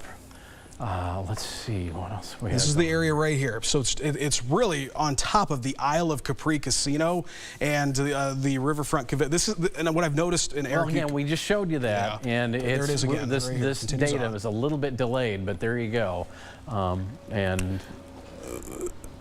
Okay, let's take that real quick. I think because we're getting such a colluded. Because you can see, look at the sharp, razor sharp. That's that gust front. We're kind of on the. We're looking at. Actually, this is a really good view. I wish we had could tilt it up a little bit. Yeah, tilt it up and to the right a little bit. But there's the Isle of Capri. There's the casino there. Of course, the brand new I-74 bridge, looking toward much of Bettendorf that way. And again, we're trying to narrow in where all these circulations happen to be on top of the metro right now. So if you are in the metro, especially on the Iowa side, you're still in a tornado warning, so take shelter. If you are in East Moline or Silvis, that's where what we had reported working its way down River Drive, a circulation that was getting lower, closer to the ground. East Moline, be taking shelter. Silvis, be taking shelter. I think that's the biggest thing. If you're in Moline, if you're in East Moline, if you're in those Illinois counties, you're not technically under a tornado warning, but take shelter now. There's going to naturally be a delay because we don't have, I don't know if the Weather Service is back in operation yet, but we haven't seen any communications from them, so which is concerning. But because as we told you, they are literally in their tornado shelter at the National Weather Service offices at the Mount Joe Airport. Oh, look at that! And in this area right now, and as close as we are, we've got gate-to-gate velocity, which indicates shear up to 60 miles an hour, which is a EF0, EF1 tornado, but nonetheless doesn't matter. Look at, we're getting up to 70 mile an hour wind velocity close to the ground. So doesn't matter if it's a tornado that's causing that or if it's straight line winds. The shear is up to 70 miles an hour, and that's concern. I mean, we don't usually. It's harder to pick this up, and we're definitely picking that up. And also our shear rate product is also picking up on this, so it's picking up on the rotation. I'll put, look at that right there. That is, gosh, right over top of, looks like 9th Street. Over the river right now is where it's at. Again, unfortunately, we get so close it gets a little convoluted, but well, there's Silvis. So East Moline, downtown area right in there, I believe. There's Riverdale. A 93 mile an hour wind shear. 70 mile an hour wind velocity. So I would hate to see what we've got going on Hampton. If you're in Hampton, take shelter now. Get to your basement. This is, no matter what we have, if we have winds like this at ground level, this is going to be causing tree damage, possible power line damage, also possible, say, roof damage, outbuilding damage. It'll blow garbage cans around and all that kind of stuff. Look at this. So what I'm going to do here real quick, just to kind of show how this is evolving, I would say this: we've got a tornado or had a tornado. Look at that right there. I mean, you can't get it stronger than that. It was just northeast of where it says the Quad Cities there, and it continues on that. Is that a new? Okay, we don't have a. So the tornado warning, the tornado warning has expired. It does not matter. You know, if you're in the Illinois counties now, walking into Rock Island County and kind of moving up the river here, you need to be in shelter now. Rapid City, Pleasant Valley, Morton Drive is one of the roads that we see here over towards Cleveland, Joslin. Take shelter now. Port Byron as well. Yeah, let's center that up a little bit. Let's try and get that above this lower third so we can see where this is going to be eventually tracking. Again, as we're looking in this area here, that bend in the river, of course, the bend, then into East Moline and Silvis. This continues to progress to the east. If it moves a little bit farther to the north, then we're looking at the I-80, 88 exchange there with Highway 5 on the east side as we get north of Kelowna, well north of Kelowna. But again, it's kind of tough to see what's going on the northern side of the system. That one kind of took us by surprise when we got the word from the sheriff of circulation in Bettendorf, downtown Bettendorf, moving on through, which is what we're tracking right now. And I can tell you, just as of a minute ago, the Weather Service is back in service here. So I would expect that we might see an updated warning here. I'm noticing that circulation here that continues into Rock Island County. If you're in Rock Island County, take shelter now. Yeah, there you look to be fine at the Weather Service, and they will be moving along. And as we've got also a couple spotter reports of funnel clouds right now over the river. Right now is what we're. I've got a trained weather spotter that is in this right there actually. Hopefully we can get a view of it. They do have a circulation and possible funnel cloud, and the one thing, this is going to be on that leading edge of the storm, so we might see these little funnels drop down from here, but definitely something that you need to continue with your tornado precautions. If you're in the Illinois Quad Cities, continue on Rock Island, and I will say this too, Davenport, for the most part, the tornado threat has seemed to push off to the east. Still in Rock Island County, though, and as we look at our severe thunderstorm warnings, no tornado warnings at this time, but we have severe thunderstorm warnings extending to the north, Clinton, Rock Island, Scott, and again Whiteside County till 6:45. This is mainly for wind and hail, but of course we'll keep an eye on those circulations. Now for the Metro Quad City, still under severe thunderstorm warning for about another 15 minutes or so till 6:45, 10 to 15 minutes. Again, wind and hail the main threat here, but we're still tracking that rotation. And a little farther to the south, we've got Henry, Mercer, Rock Island, and Warren County under a severe thunderstorm warning until 7:15. Again, 60-mile-per-hour winds, possible 3/4 inch hail. At this point, they are not tagging any of these warnings, especially this one here with tornado threat. But as we get back to our wind directions here within the storm itself, we're looking at that movement that went through Bettendorf, now on the way toward East Moline and Silvis, although it is starting to wash out a little bit on the radar as that storm moves farther east and it becomes a little bit less clear to see. So one thing I'm noticing here down towards, and I can give you kind of a break here, Eric, for a second, near Matherville and Preemption, there's another notch forming, another area of circulation. I am surprised that we've lost that. I'm surprised we've lost that tag there. I'll move radar down to it. Yeah, oh, you got it perfect right there. Look at that. See, if we go back to velocity here, I'll jump on and point that out. And right there, look, that's going to be another one, I think, here. Viola. Yeah, if we don't see a tornado warning here very soon, if you're in Preemption, here's Viola. Right there, we have another notch forming, another circulation. That's going to kind of be what this transitions to, I think, is, Eric, is more of these little embedded tornadoes that we see. But I wouldn't be surprised if we soon get a tornado warning. This will, again, bring it into parts of Rock Island County, maybe parts of the far southeastern and eastern portions of the metro, maybe even into Henry County. Yes, we got Orion right there. But you can kind of see right there, see how that spinning is going on. I think it's pretty clear that we might be seeing some type of circulation beginning to form there, eventually moving into the Preemption area, and again, once again here into Rock Island County. Yeah, again, if I will point this out to show you what Kyle's talking about. If you look at this little area of red here, it kind of curls up in that last few frames, and then there's a little kind of the axis right there with that little notch, but all around it, that red on the radar. I mean, it's kind of hard to see, but we can point it out as people have seen this before. A little rotation there, and that's coming right up toward preemption, about to cross 67, and from there it moves on toward Orion. So again, this will be certainly an area to watch, as our little area of rotation that was affecting the eastern Quad Cities seems to have kind of run its course right now. It's not really looking that prominent on radar. You can kind of see its history from that I-74 sign over to just west of Barstow. Just kind of runs out of steam. But as we look to the south, with these severe thunderstorm warnings continuing, we'll look at that area just south of preemption, north of Viola, where the 67 is, and that's kind of what we're looking at in terms of perhaps our next tornado between preemption and Matherville. If you're in those areas, that part of Mercer County and then up towards southern Rock Island County toward Orion, you do want to be taking shelter soon, if not right now. And we'll go back to radar just because we'll certainly come back to that. Another indication that we've got circulation there, or potential circulation, is look at the hail core right on top of Highway 67. That indicates an updraft, so that lends to the belief that there could be a tornado forming there. But again, not wanting to get really myopic here, let's just go through the whole Quad Cities area at this time, and I'm going to take off those warnings, get those out of the way. Let's go to Joe Davis County and Jackson County. A couple cells moving from Galena down to north of Bellevue, one south of Bellevue in eastern Jackson County.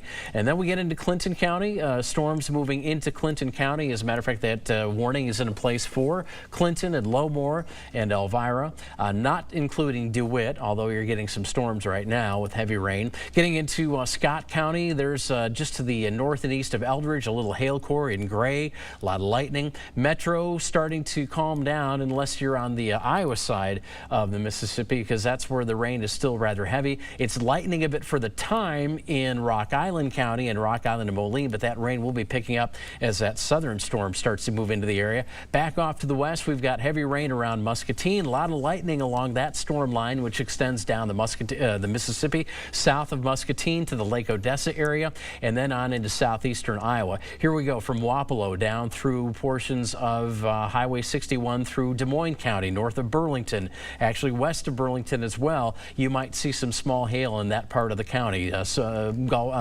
marble-size hail, pea-size hail, just west of Burlington, a possibility, and then on down to Fort Madison and west of Fort Madison, again, showers with thunderstorms, also hail, and a lot of lightning. And as we get back to our most concerned area of weather, it's that area between Matherville and Preemption, just down Highway 67 south of the Metro Quad Cities. We'll go into our storm velocity product, and as we put this into its latest frame, there's that little notch, and again, I'll have to point that out to show you what we're looking at. Right there, that little notch that comes back to the west. Here we've got the leading edge of the red, and then a little notch over Preemption back off to the west. Some circulation evident here. So with the hail core also in that area, that just indicates that we do have the chance for an updraft, which might lend itself to a tornado or a rotating wall cloud or a funnel cloud in the not too distant future with that storm. Yeah, and I think one thing too to mention here, I will jump over here, and if you're in the Quad City Metro, the threat is not over, but the tornado threat has now pushed a little bit further off to the east here. We're watching this storm here, though, in Mercer County. I mean, it's expanding. The lightning's picking up once again. The hail core's starting to get stronger. If we zoom out, though, Eric, what's interesting is we got another line that has formed onto the west of these. So these two supercells are going to be probably still something that need to be watched, but got another line of strong storms, not really seeing anything severe, but in some of the areas that were just hit with this storm, that was the threat, was we'd get another line to move through, and that's going over as it went through Henry County. Look at that, unfortunately, Henry County, Iowa, once again probably hit some of the same areas that are recovering from the extensive damage that we saw down there. But this storm here in Mercer County eventually moving into Henry County. So if you're places like Geneseo, Orion, start thinking about moving to shelter, because this warning will be extended at some point, but up to the north here too. It does look like we continue to get a lot of funnel cloud reports, and I think this is interesting because might be actually what's called scud and what just kind of low-hanging tags. They do look very ominos when you do see them. But, and with the kind of sky we've had today and everything moving through, that is something you might look at it and it might look pointy. It might look like it's dropping down. If it's not rotating, no worries. Keep an eye on it for a few minutes. Your eyes out in the field are better than eyes here in the studio looking at pictures. Just keep an eye on it. If it's not rotating, nothing to worry about. I would like to think that this is the absolute back edge of the severe weather. Could be. I mean, a lot of the models are saying that's going to be it, because by the time this gets to the eastern portion of the TV6 viewing area, we're going to be well past 7 toward 8 o'clock. But there are still some storms, at least some showers out. And there you see a storm on the bottom of the screen there. Yeah. Just under, I'll point out to there. So there's still some energy to the far west. That's going to be moving through very late this evening into tonight. Whether that starts to calm down remains to be seen. But we are obviously looking at the brunt of our severe weather. You can just see it from that distance with the lightning. And as you can see, we've still got some warm air that those storms will be moving into ahead of the low center. So mid-70s Des Moines, upper 70s Kirksville. We're here at 63 in the Quad Cities. So there will still be some energy for these later evening, early overnight storms. And that will be something that we'll bear watching as we finish off this round of severe weather moving through right now. New update here from the National Weather Service. They are just asking them if they have any concerns with this, and they certainly do. They're watching this same thing as they continue to pick up that rotation as well. Yeah, now here. We're getting the greens too to make it a bit more prominent. Yeah, and so as kind of a great explanation here, they're closely given the interesting structure and still very good environment. It looks like the supercell may have experienced a strong RFD, which is a big push of wind, and then has kind of reacquired some type of circulation. They're watching it closely. They also have a bunch of people in that area watching this as well. So good to know there, but we're continuing to watch that area near preemption for the possible. There's a new warning. New severe thunderstorm warning. And that's going to take it into Henry County, as we mentioned. And that's Henry County, Illinois. We've been talking a lot about Henry County, Iowa, but now it's Henry County, Illinois for that severe thunderstorm warning. Also portions of southeastern Rock Island County and Mercer County, I should say northeastern Mercer County, which is the track of the storm that we're looking at right now around preemption down to Matherville, now moving east of that area on toward Orion. And again, this is something that might, if the situation develops, might become a tornado warning. Instead Definitely of strengthening storm, and we're starting to get those pinks again. Yeah. But what's interesting, and I hate to say this, is the line that is now moving on kind of on the back end of this is also strengthening. We're starting to see signs of maybe some damage, not damaging winds, but gusty winds. Also picking up some little tiny hail cores, lots of lightning starting to pick up with that. So it just tells you how volatile today is and continues to be. And I'll back up here and then kind of show you that. You can see, look at these, the velocity on this. It's just incredible stuff. Hey, if the control room can just drop that lower third for a while, we'll put it to use. Thank you very much. That gives us more real estate on our screen to work with. Certainly showing a pretty good idea of what Kyle was just mentioning. We've got this round moving through now for at least the metro and portions of Illinois, but another round right on its heels coming out of southeast Iowa, now getting into Illinois portions of Mercer and Rock Island County on the west sides there with this next line of at least torrential rain and lightning producing storms. I'm going to zoom back in here to the Quad City Metro, and you know, I think as time goes on, the tornado threat is not over. I think one thing that was interesting is that we saw in some of our computer models was that the parameters were going to go till about 9 or 10 o'clock, really until that front started to move through. Yeah. So that's what we watch. But I'll stop things here and we'll go into the storm. Got some new severe thunderstorm warnings up to the north there. Yes, we do. So we'll go zoom into that here from Savannah. This does include Savannah, Clinton, also over towards Thompson, here into Whiteside and Carroll counties on that. You should get stuff right now and some info on it. There you go. Yeah, Clinton, Carroll, Scott, Whiteside. This goes till 7:30. Tornado possible. Again, there's that hail core, and there's probably an updraft attached to that is perhaps showing some signs of spin. Maybe we'll take a look at that right now. Right down toward DeWitt and Cordova. And yeah, boy, there sure is. Yes, there is. I'm noticing that as well here. And that's kind of the thing. We can't, you know, typically what we see here is these storms in a typical type of severe weather setup here. You get the storms move through, and that kills your threat from that point forward. But things not just the case today for us, and we kind of were worried about that. The good news here in the Quad City Metro, we are now warning free.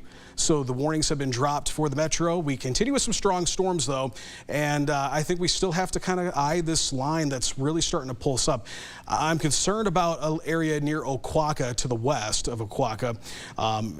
You know, the tornado parameters still are there, and there's a little bit of a notch starting to form there, also maybe down towards Burlington right now. So we got to watch there. But of course, this warning here into Clinton County is a new warning, and we want to put some attention on that and for you folks up there.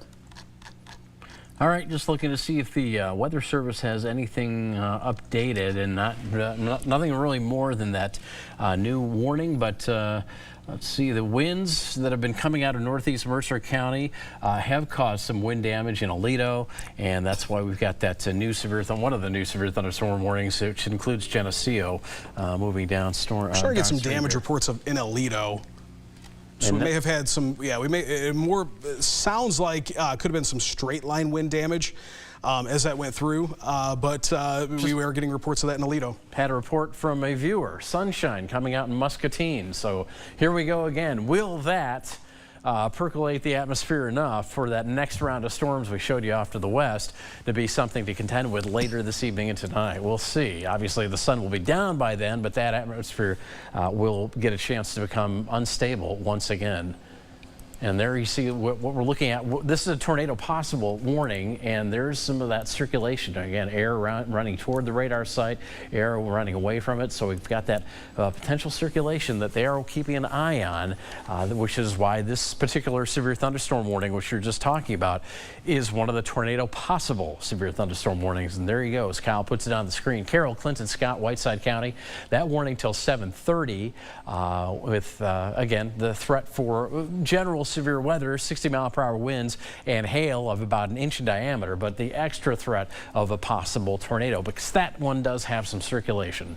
Probably the strongest right now out of these storms. The storm that was moving, is now moving into Henry County, definitely losing its rotation characteristics that it had, but nonetheless, we got damaging winds, heavy rain, and I'll pop that hail core on here, see too if we still continue with a little bit of hail, but you'll notice over time that thing has shrunk a little bit. So yeah, we were right as it got east of Aledo there. That's where we started to really pick up on that rotation, and also that's where that hail started picking up, and as it's continuing off, it's starting to weaken. The good thing is we are going to start losing sunlight, so that'll start hopefully helping kill some of the energy and start weakening these storms. Certainly hope so, but boy, you saw that it's still in the mid to upper 70s off to our west there. And again, this rotation here starting to fan out a little bit, but still, if you're in this area south and east of the Metro Quad cities on the Illinois side of the river, including a large chunk of Henry County up into Whiteside County, we do still have severe thunderstorm warnings in effect. And beyond this, that next line of thunderstorms, I was just about to point this out as Kyle puts it on the screen for me. He read my mind.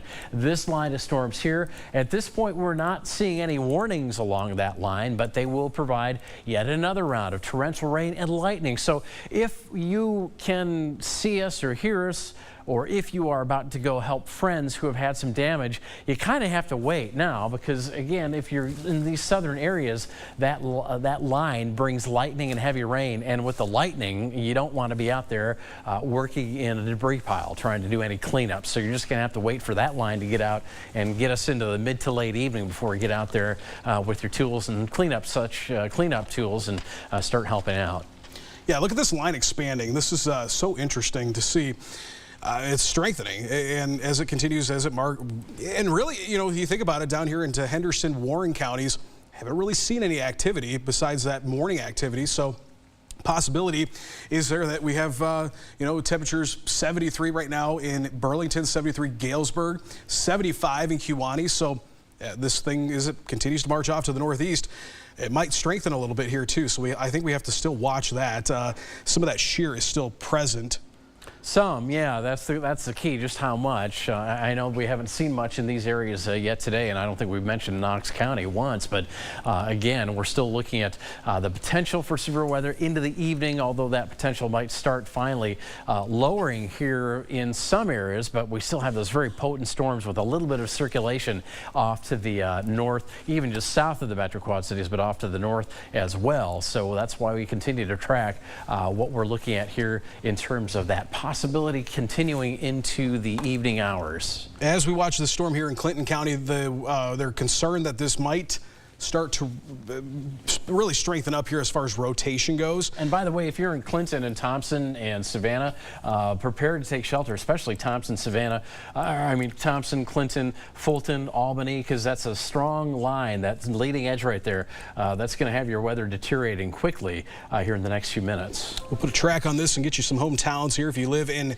any of these towns here. Well, Clinton within the next about 4 minutes. This is moving pretty quickly here.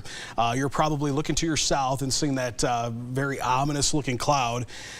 Also, looking further down, Fulton at the top of the hour, Thompson top of the hour, Mount Carroll at 7:10, Lanark at 7:16, and eventually out into parts of outside the TV6 viewing area here into Freeport about 7:30.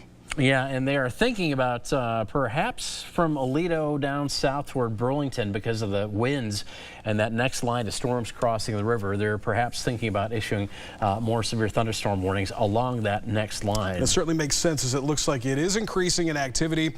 The winds are starting to increase, and that's pretty noticeable here crossing into Keithsburg right now. Certainly, I think we got to continue to watch that tornado threat, but I don't think it's going to be what we saw in Henry County, Iowa, which again, still, if you're just joining us, we had a very significant tornado move through portions of the viewing area down in Henry County, Iowa. Some of those towns, Salem, Iowa was, I know, one of many towns it seems like that were impacted by that, but this line continues to move through. And here we go into Clinton County. That's, I think, the storm with the most concern at this time.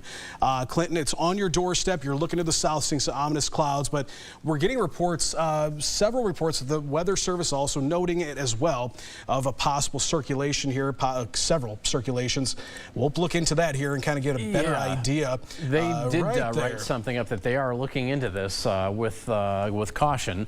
This is now just to the south and east of Charlotte, heading toward Andover. And again, it's this little area right here with the next potential round of circulation. And this is within a severe thunderstorm warning that was tagged for a possible tornado. And as you've seen, these storms might be slowing down a little bit, but we've seen these tornado warnings issued pretty quickly when these rotations start to become a little bit more prevalent. And this, as you can kind of orient yourself, there's Clinton, there's Thompson, there's Andover, Iowa, as we're eventually getting up here into Jackson County, northern Clinton County, and then Jackson County, and across the river into northern Whiteside and Carroll County. So here's some video from, I believe, did you say DeWitt?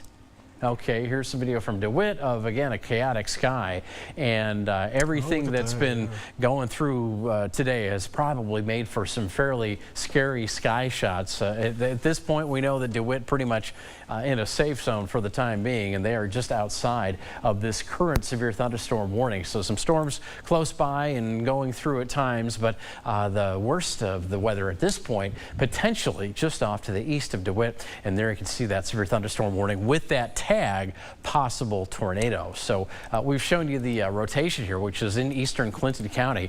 This would take its way up toward Savannah and Sebula, maybe just south of there.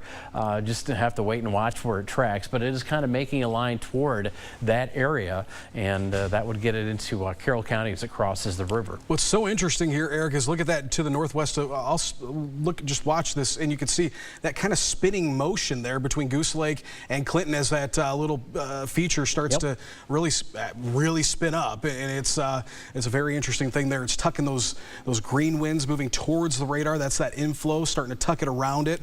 Very textbook quasi-linear, as they're called, QLCS tornadoes. Yeah, and again, if you're having trouble seeing this at home, it's kind of like, I'll try to flatten my hand to the camera. Yeah, it's kind of like this, as it, I'm not good at chroma keys, I thought. Kind of like that. I know it might be. What are these guys showing us? Well, we're showing you the movement that indicates where the next tornado could, not will, but could form, and that's going to be very close to Andover, Iowa. So we're probably seeing, if you can see within the rain, you're probably seeing some lowering of the clouds.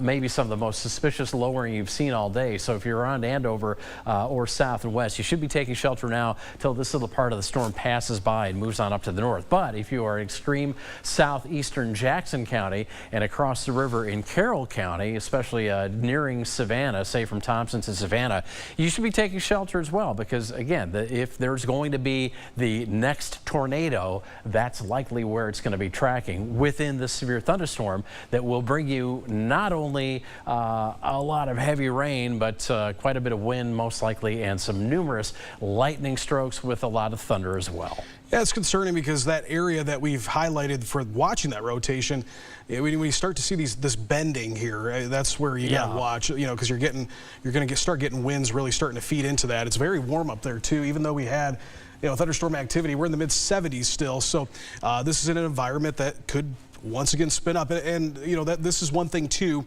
The threat is not over. That tornado watch goes until 8 o'clock, but there is some talk of maybe extending it. And I think that they did extend it actually into north central Illinois. I'll look into that though. We did see a somewhat of an extension on that here. And well, on this one here, remember a few minutes ago, this was just flat. It was like a flat line moving across the county. Well, now it started to take that little shape, that little protrusion, that little inverted C, like we call it. That means there's some gusty winds along that leading edge of the rain. And yeah, as Kyle pointed out also, we've got that little inflow notch, which indicates circulation moving into the storm, and as a result, we showed you on the other product, our velocity product, our storm motion product, where that spin happens to be, and it's right there approaching Andover, Iowa, which is in northeastern Clinton County. As we go through the evening here, yeah, as far as the tornado watch is concerned. Well, we look at that. I'm going to go back because we have a new severe thunderstorm warning here for that line of activity. Yeah, that's all of it. It's the whole thing. We've now reached that threshold where we can see severe weather, or we consider it severe. 60-mile-an-hour winds, 1-inch hail. This is a significant line, and this goes all the way from Burlington up to the Quad Cities once again. So we are very concerned about that as it continues to move through. This is going to be more of a straight line wind event, but I think we still have to be concerned with, and they are noting that there is still that concern that we could see spin up tornadoes. And when we start to see these little openings, if you will, like down here east of Burlington, that's something to watch as it's moving into Gladstone right now. I'll drop the warning box there, and you can see little pockets of rotation, and that's exactly what those quasi-linear, as we call them, the QLCS tornadoes do. They just spike up there, and you got them. So. And they did, not that it affects any part of the TV6 viewing area, but they did extend that tornado watch into north central Illinois and southern portions of Wisconsin. So this is a pretty huge severe thunderstorm warning. So within the time frame here that this will extend to, we'll have that whole line of storms move through that warning box. So they are pretty trucking along pretty much here, pretty well. Let's go to 716. If they reach to Orion, that's a little bit far out there, but not really too far. So about 15-20 minutes, Orion. Even before that, 712 in Monmouth, Illinois. Galesburg by about 7:26 or 7:30 or so. Here's a picture from Clinton that we'll put on the screen, and your sky is certainly darkening and becoming a little bit more threatening as the active weather is moving your way. And again, Clinton in line with a few other cities up that way for some very heavy rain to start moving on in if it hasn't already. And still noticing a little bit of circulation there just south and west of Andover. Right there we've got the green and the purple kind of meeting up there, and that's showing us where the next tornado could possibly form. Again, kind of a spin-up tornado. That's what the Weather Service is a little concerned with. Here's another severe thunderstorm warning continuing for portions of mostly Henry County, Illinois, and a little tab of Rock Island County there. That goes till 7:30. And as we look into portions of the area south there again is that next line of storms. It's looking pretty through nasty eastern or western Mercer County. This is probably right now the strongest out of all this is the new line that has formed in the back end of this. So a strengthening situation here to the east of Keithsburg. This is going to be into Mercer County. We've got that warning, that severe thunderstorm warning for that entire line here that is now moving in. That's kind of developed here pretty quickly on the back end of this. So now severe thunderstorm warning for Des Moines, Henderson, Mercer, Warren counties for 60-mile-an-hour winds, maybe up to penny-sized hail, getting close to quarters here. And I think as that continues to track to the east, we might see that potential. 7 o'clock right now. It's 7 o'clock. Thank you, Casey. And we just want to let you know that you are watching severe weather coverage here on KWQC TV6 News in Davenport, Iowa. I'm meteorologist Kyle Dickens, along with Chief Meteorologist Eric Maitland and Teresa Bryant, as we continue to track these severe thunderstorms moving into our Illinois counties. And I think right now, we got the storm in Clinton County, but almost we'll have these to where they're exclusively into our Illinois counties. So continuing on here, yeah, we've got continuing with those severe thunderstorm warnings. That tornado watch, as you mentioned, Eric, was extended into north central Illinois to kind of compensate for this line. Yeah, and that'll go till 10. For us, it's still till 8. And that makes sense, I think, is this, cities. yeah. But what you mentioned earlier, too, is interesting to see what that cold front is going to do come later tonight, overnight tonight. So we're not technically completely out of everything, right. But actually here, right, this is concerning. I'm looking at this right now on another product here northwest of Monmouth. And yeah, we'll take a look at this because the reflectivity is, the rain product is a little colluded, but this area here that's just to the southeast of New Boston continues to show signs that it might try to form a little notch here, and that's interesting. We got those reds and greens, as we mentioned, on the wind velocity. Yeah, just north of where you see 94 there, or well, right now where you see 94 shifted on us with the change in product. But yeah, there's another area of potential circulation right there, just down the road from Alexis, southwest of Aledo and northwest of Monmouth. Right so there. That's yet another area of concern. Interesting. And, you know, here we are a little past 7 o'clock, and you might start thinking about NBC primetime, but we've already showed you some pictures of the damage that we've had throughout this afternoon, now into the evening. We'll go to Orion now and show you pictures of some of the hail that we've received. And, yeah, any other pictures that you can get, there's about an inch diameter piece of hail, and you can see a nice shot here. You can kind of see the core of the hail, then some clearing, and then some more opaque. And that's just how hail builds. It layers. It goes up and down, up and down. Each time it goes up, the water that melted or coalesced to it at the warmer bottom part of the cloud melts or refreezes as it goes higher. So you get that ringed effect, like looking through a cut tree trunk. But looking at our radar now, back here again, we're a little concerned about what's going on right there. That looks to be the county line of Mercer County and Henderson County and then Warren County, but also that gives an idea that there's a little circulation that along this leading edge, and we see this happen all the time, could produce another brief spin-up tornado. Not quite as long-lasting as some of the ones we've seen earlier today, but the Weather Service will have their work cut out for them tomorrow as they get into southeast Iowa especially and start tracking some of this damage to determine what types of what strength tornadoes we have had this afternoon. So there's a look at that next line moving in. Once this one is done, we will get into a bit of a break here, say mid-evening to late evening, and then we'll have to keep an eye on that storm activity off to our far southwest and off to our far west in central Iowa, northwestern Missouri. Could be another round of storms that comes our way a little bit later tonight. Again, that's yet to be seen, and what this all does, when this is all done, how this leaves the atmosphere will have a big impact on what we see, if we see anything later tonight. So QC Metro is now under severe thunderstorm warning. Quite the line moving in, precipitation loaded, heavy, severe wind producer. So now here in the Metro, we're back into this. Yeah, not so much. Yeah, top of the line right there. Yeah, and we'll go to the wind velocity product since that's going to be a concern here. So 1-inch hail, 60-mile-an-hour winds. This warning is now going to go in effect here until, get you the exact information on that, but they are putting that tornado possible tag, which makes sense. It's 7:45 for that other one here.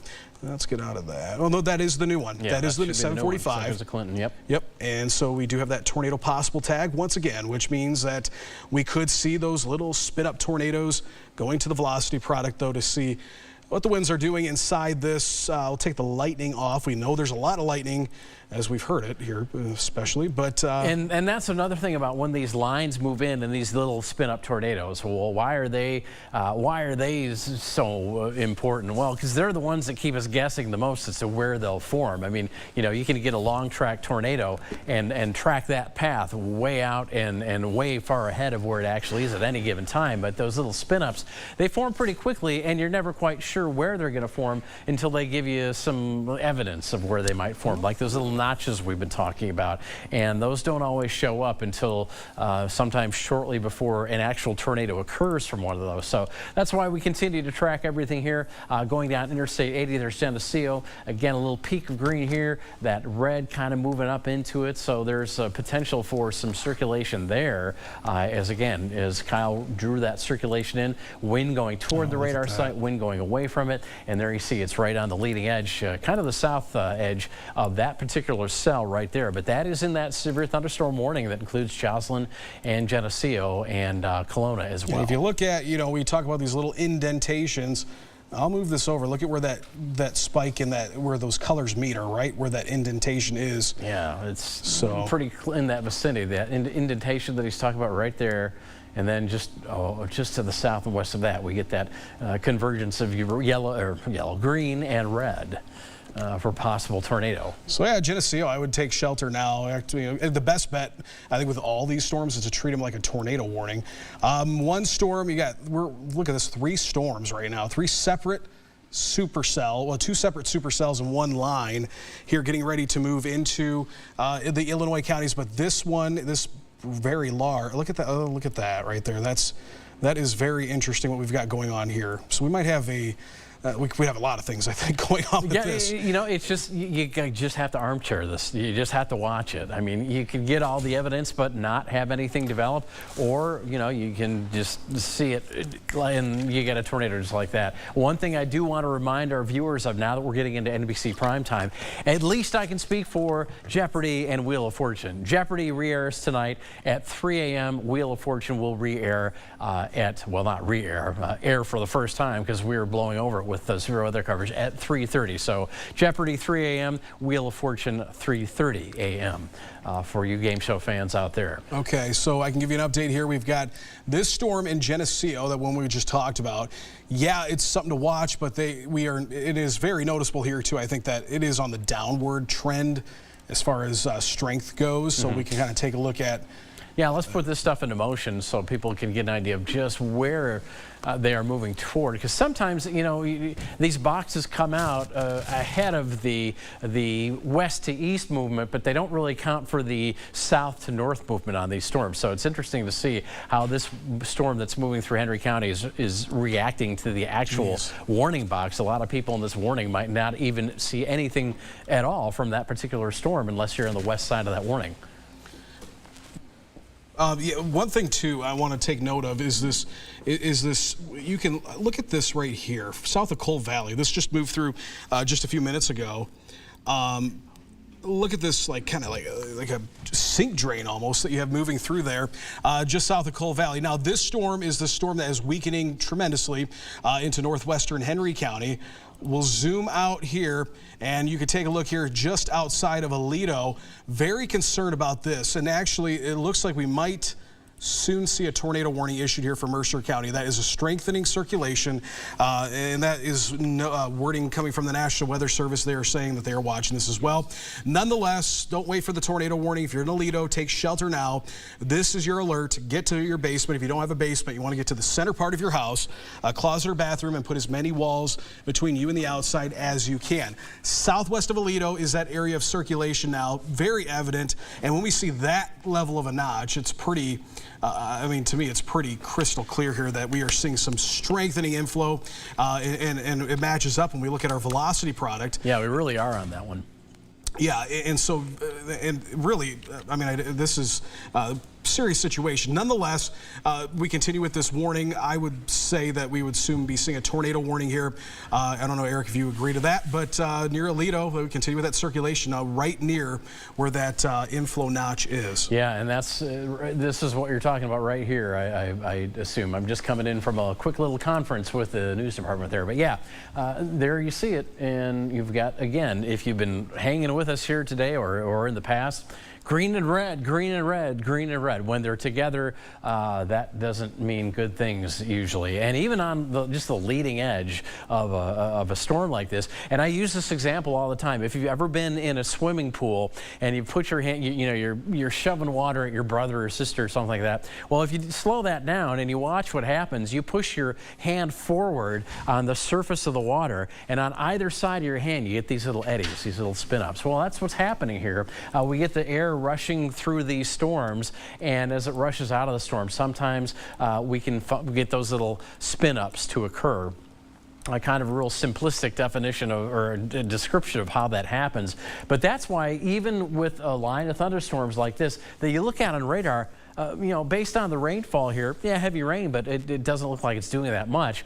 Well, that's, again, what Doppler radar does. It gets in there, it picks up wind circulations, and when we can see little clues like that inflow notch right there, just to the south and east of New Boston, then we can get the idea that there could be a possible tornado. I want you to look at this feature, and this was a few minutes ago, but it's so interesting because I'd be interested to see if we had any damage. Look at this near Coal Valley. As this storm, watch this, look at that hook echo. Yeah, I mean, that was incredible. It looks, if you go frame by frame, it's like a little mesocyclone. Yeah, look at that. See that, and again, think of a 6. Boop, boop, boop. And I'll get out of the way so now that you know what to look for, he'll do it again. He'll bring this forward again. Watch that right over Coal Valley, that little spin in the storm itself. Almost surprised that that one didn't form a tornado. Well, did we have, yeah, well. As far as this. That was at the time. The relative velocity did not look the greatest, but, you know, we're in such a mess here with these storms right now. It's hard to say what was going on, but that's the structure of that. Now let's go looking. This is live now. Here we are right now, and just near Aledo, we continue with that circulation there, waiting to see if we get a warning on this. There's a severe thunderstorm warning with a tornado possible, but we. I think right now near Aledo, that's the area of most concern. Let's take a look at let's take a look at the whole viewing area right now, because I think we are at a point where we have no tornado warnings. The only warnings we have are warnings with that tornado possible tag. And we'll get with the Weather Service to see what the chances are, because if not, then we might be able to go back at least for a time to programming. And they're talking about a downward trend. That storm in Kelowna had dime-sized hail at one point, but they're not going to be issuing a severe thunderstorm warning there. But they are still looking at that tornado southwest of Aledo possibility in Mercer County. So we're going to stay on that for a moment. And see if they can make any other decisions here. That was just about 5-6 minutes ago. And there's that storm again. You can see it's right under Aledo, that little area of concern. If they don't issue a tornado warning for that, and our concerns will remain to be wind and hail, we might be able to get you back to NBC programming here soon. Yeah, so continue with that.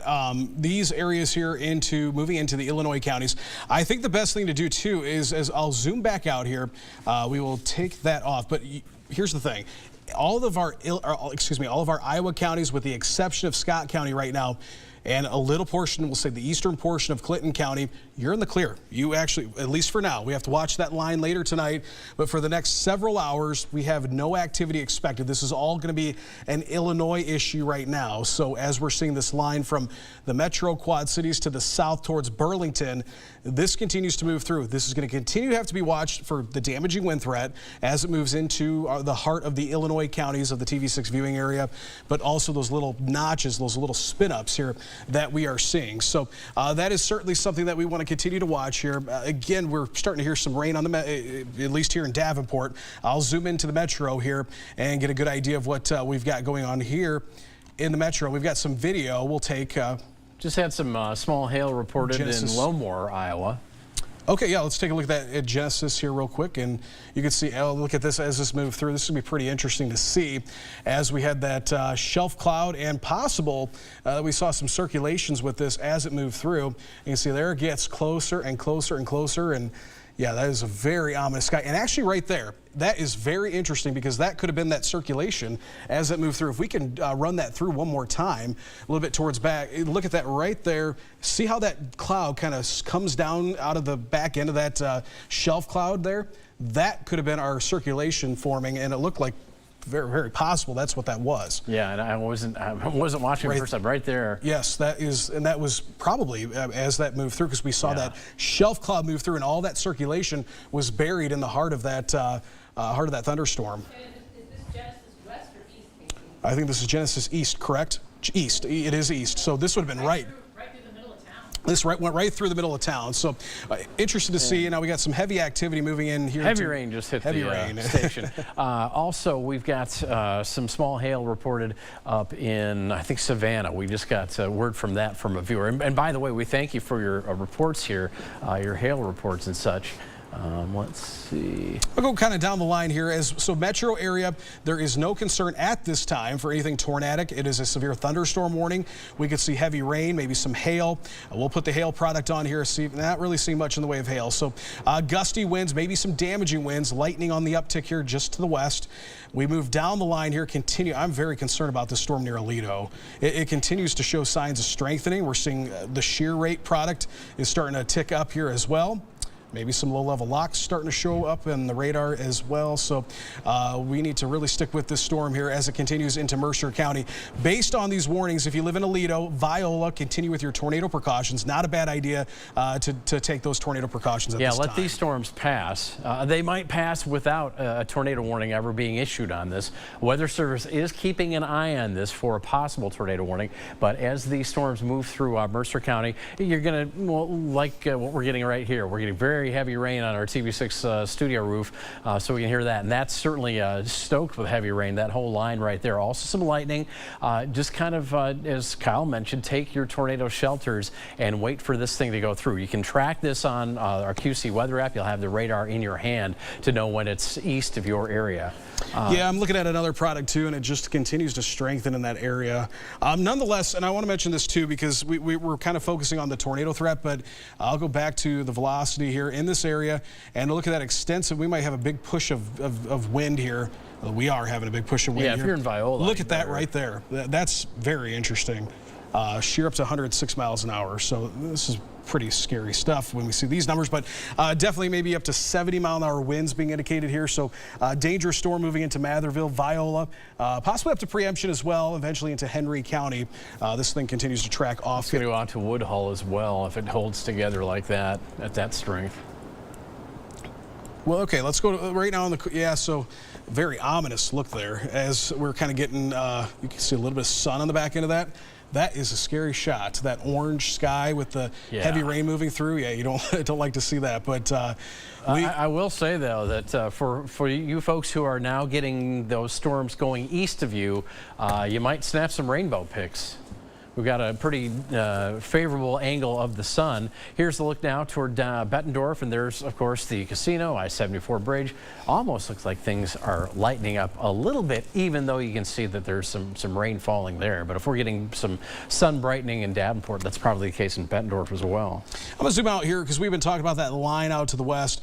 Now, earlier near Fort Dodge. Right along 35, Highway 35, Interstate 35, south of Iowa. There's some storms still there.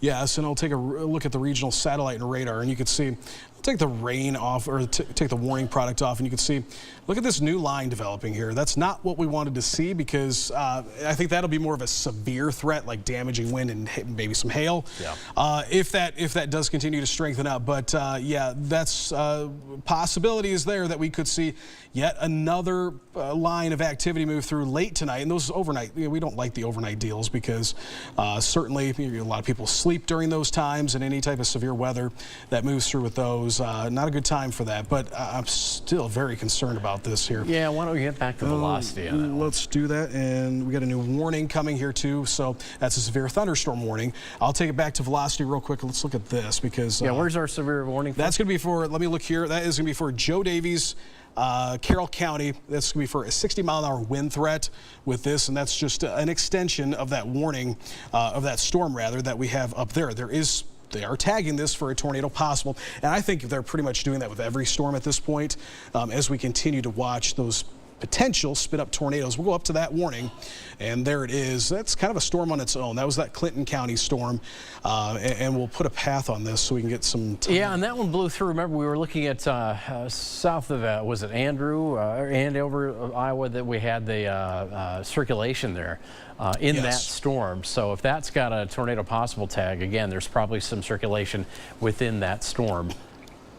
Yes, indeed. I'm looking up at it. Yeah, it's very, very broad, but I would say just east of Sebula, maybe Savannah, Sebula up there. It's going to head towards Mount Carroll, so Mount Carroll takes shelter now. Best bet to, again, treat all these warnings today like a tornado warning because, like Eric said, I think, Eric, you hit it very well. These spin up so dang fast that you just don't have much time to react with them, especially with the forward speed of these storms, which are about 45 to 55 miles an hour in some cases. Looking at this storm here into Henry County, continue with that tornado possible. Actually, and we want to get back to the Mercer County storm. Yeah, let's look at that. See what that one's doing. Still, you know, you've got a little bit of broad circulation here just now outside of Viola, and it just, yeah, it's shifting a little bit farther north as it moves east as well. And I want to go see if the Weather Service has said anything more about that. They have not. It doesn't really look like it's going to be anything that, despite the fact that them saying they were concerned with earlier, I would think that if they were going to pull a warning on it by now, they might have done it. Yeah, and I think as we kind of track through here, let's go through, and this might be becoming a damaging wind threat. And Viola clearly had something damaging because we're getting reports now that more than 800 people are without power in the Viola area. Yeah, strong winds going on through, right? Yeah, and we were seeing up to 70, maybe even 80-mile-an-hour winds here as we were sampling around on the velocity product here, which is the winds inside the storm. So the tornado threat, I think, is weakening a little bit. That's going to be a trend, though. I think the next several hours here, it's slowly going to decrease. So we'll see more of a damaging wind threat if we see these strong to severe thunderstorms continue on. I'll zoom back out, but look at that that notch there. That is just so interesting. Sometimes they do, sometimes they don't. No, there we go. Right there with this is an update. Interesting about, as Sharon mentioned there about Viola, this storm has not moved into Viola. So what we could have is some power lines get knocked down west of town. Toward Aledo, yeah, where the county seat, where that might be where they draw some of their power. Or if it was something that moved through earlier. Not really sure. I'm going to back things out again and kind of focus. We're very focused on the southern portions. We kind of go down towards our counties to the south. You're just as important as the metro and our other areas, but Lomax, heavy thunderstorm moving through northeast of Burlington, Iowa. You're now in the clear, at least for now. Well, that other line to worry about, but Oquawka, Biggsville, up to the north here, Monmouth, Roseville. Roseville, actually, you're not into anything quite yet, but Monmouth to your north. Alexis, eventually, that'll be moving in. Now, you'll notice here, I'll zoom out a little bit. You'll notice how the storm that's moving through Henderson and Warren County is not as strong. It's very ragged, but you go up a little bit more to the north and look at the storm in Rock Island and Mercer County. It's very strong, very well defined, and you get these edges of this kind of what we've got going here is you get like the edge of it, and you get these little notches to form, and that is where the circulation is, and that's where we got to be certainly cautious of. All right, well, we continue to track the weather here at TV6 and numerous thunderstorms that have continued through the afternoon and into the evening now, and we're not completely done. Again, we had Kyle show us that area off to the west. As far as anything that's concerned right now, we don't have any active tornado warnings. We're just waiting a few more minutes to see if we do get tornado warnings. If not, we'll probably get back to NBC programming at 7:30. So at this point, I'll just have Kyle, take a look one more time off to the west. Yeah, we'll take a look here. I'm getting some new information here. I'm going to widen things out and kind of give you a breakdown of what we're watching here. So we take a wide view. We got these storms, several severe thunderstorm warnings right now, a whole patchwork from north to south. Kind of going through here. Let's zoom out. I'm going to take the lightning off and get kind of down to the bare bone data. Okay, we're going to animate this as well. So here's what we've got, folks. We've got several severe thunderstorm warnings. All of these severe thunderstorm warnings that we see from north to south have those tags that say tornado possible. We could see, as this continues off to the east here, we could see little spit up tornadoes. The most concerning at this time is down just to the east of Aledo near Viola. That's where we're seeing a pretty strong, I mean, that circulation right there, you could kind of see that turning, and it gets tighter and tighter, but right now we got spotters down there watching this. So I think it might be one of those deals where we'll hold off. If we got eyes on it, they'll hold off as long as they can until that warning's issued. Nonetheless, if you're in that severe thunderstorm warning all the way out eventually Henry County, once again, you're going to be under a warning here.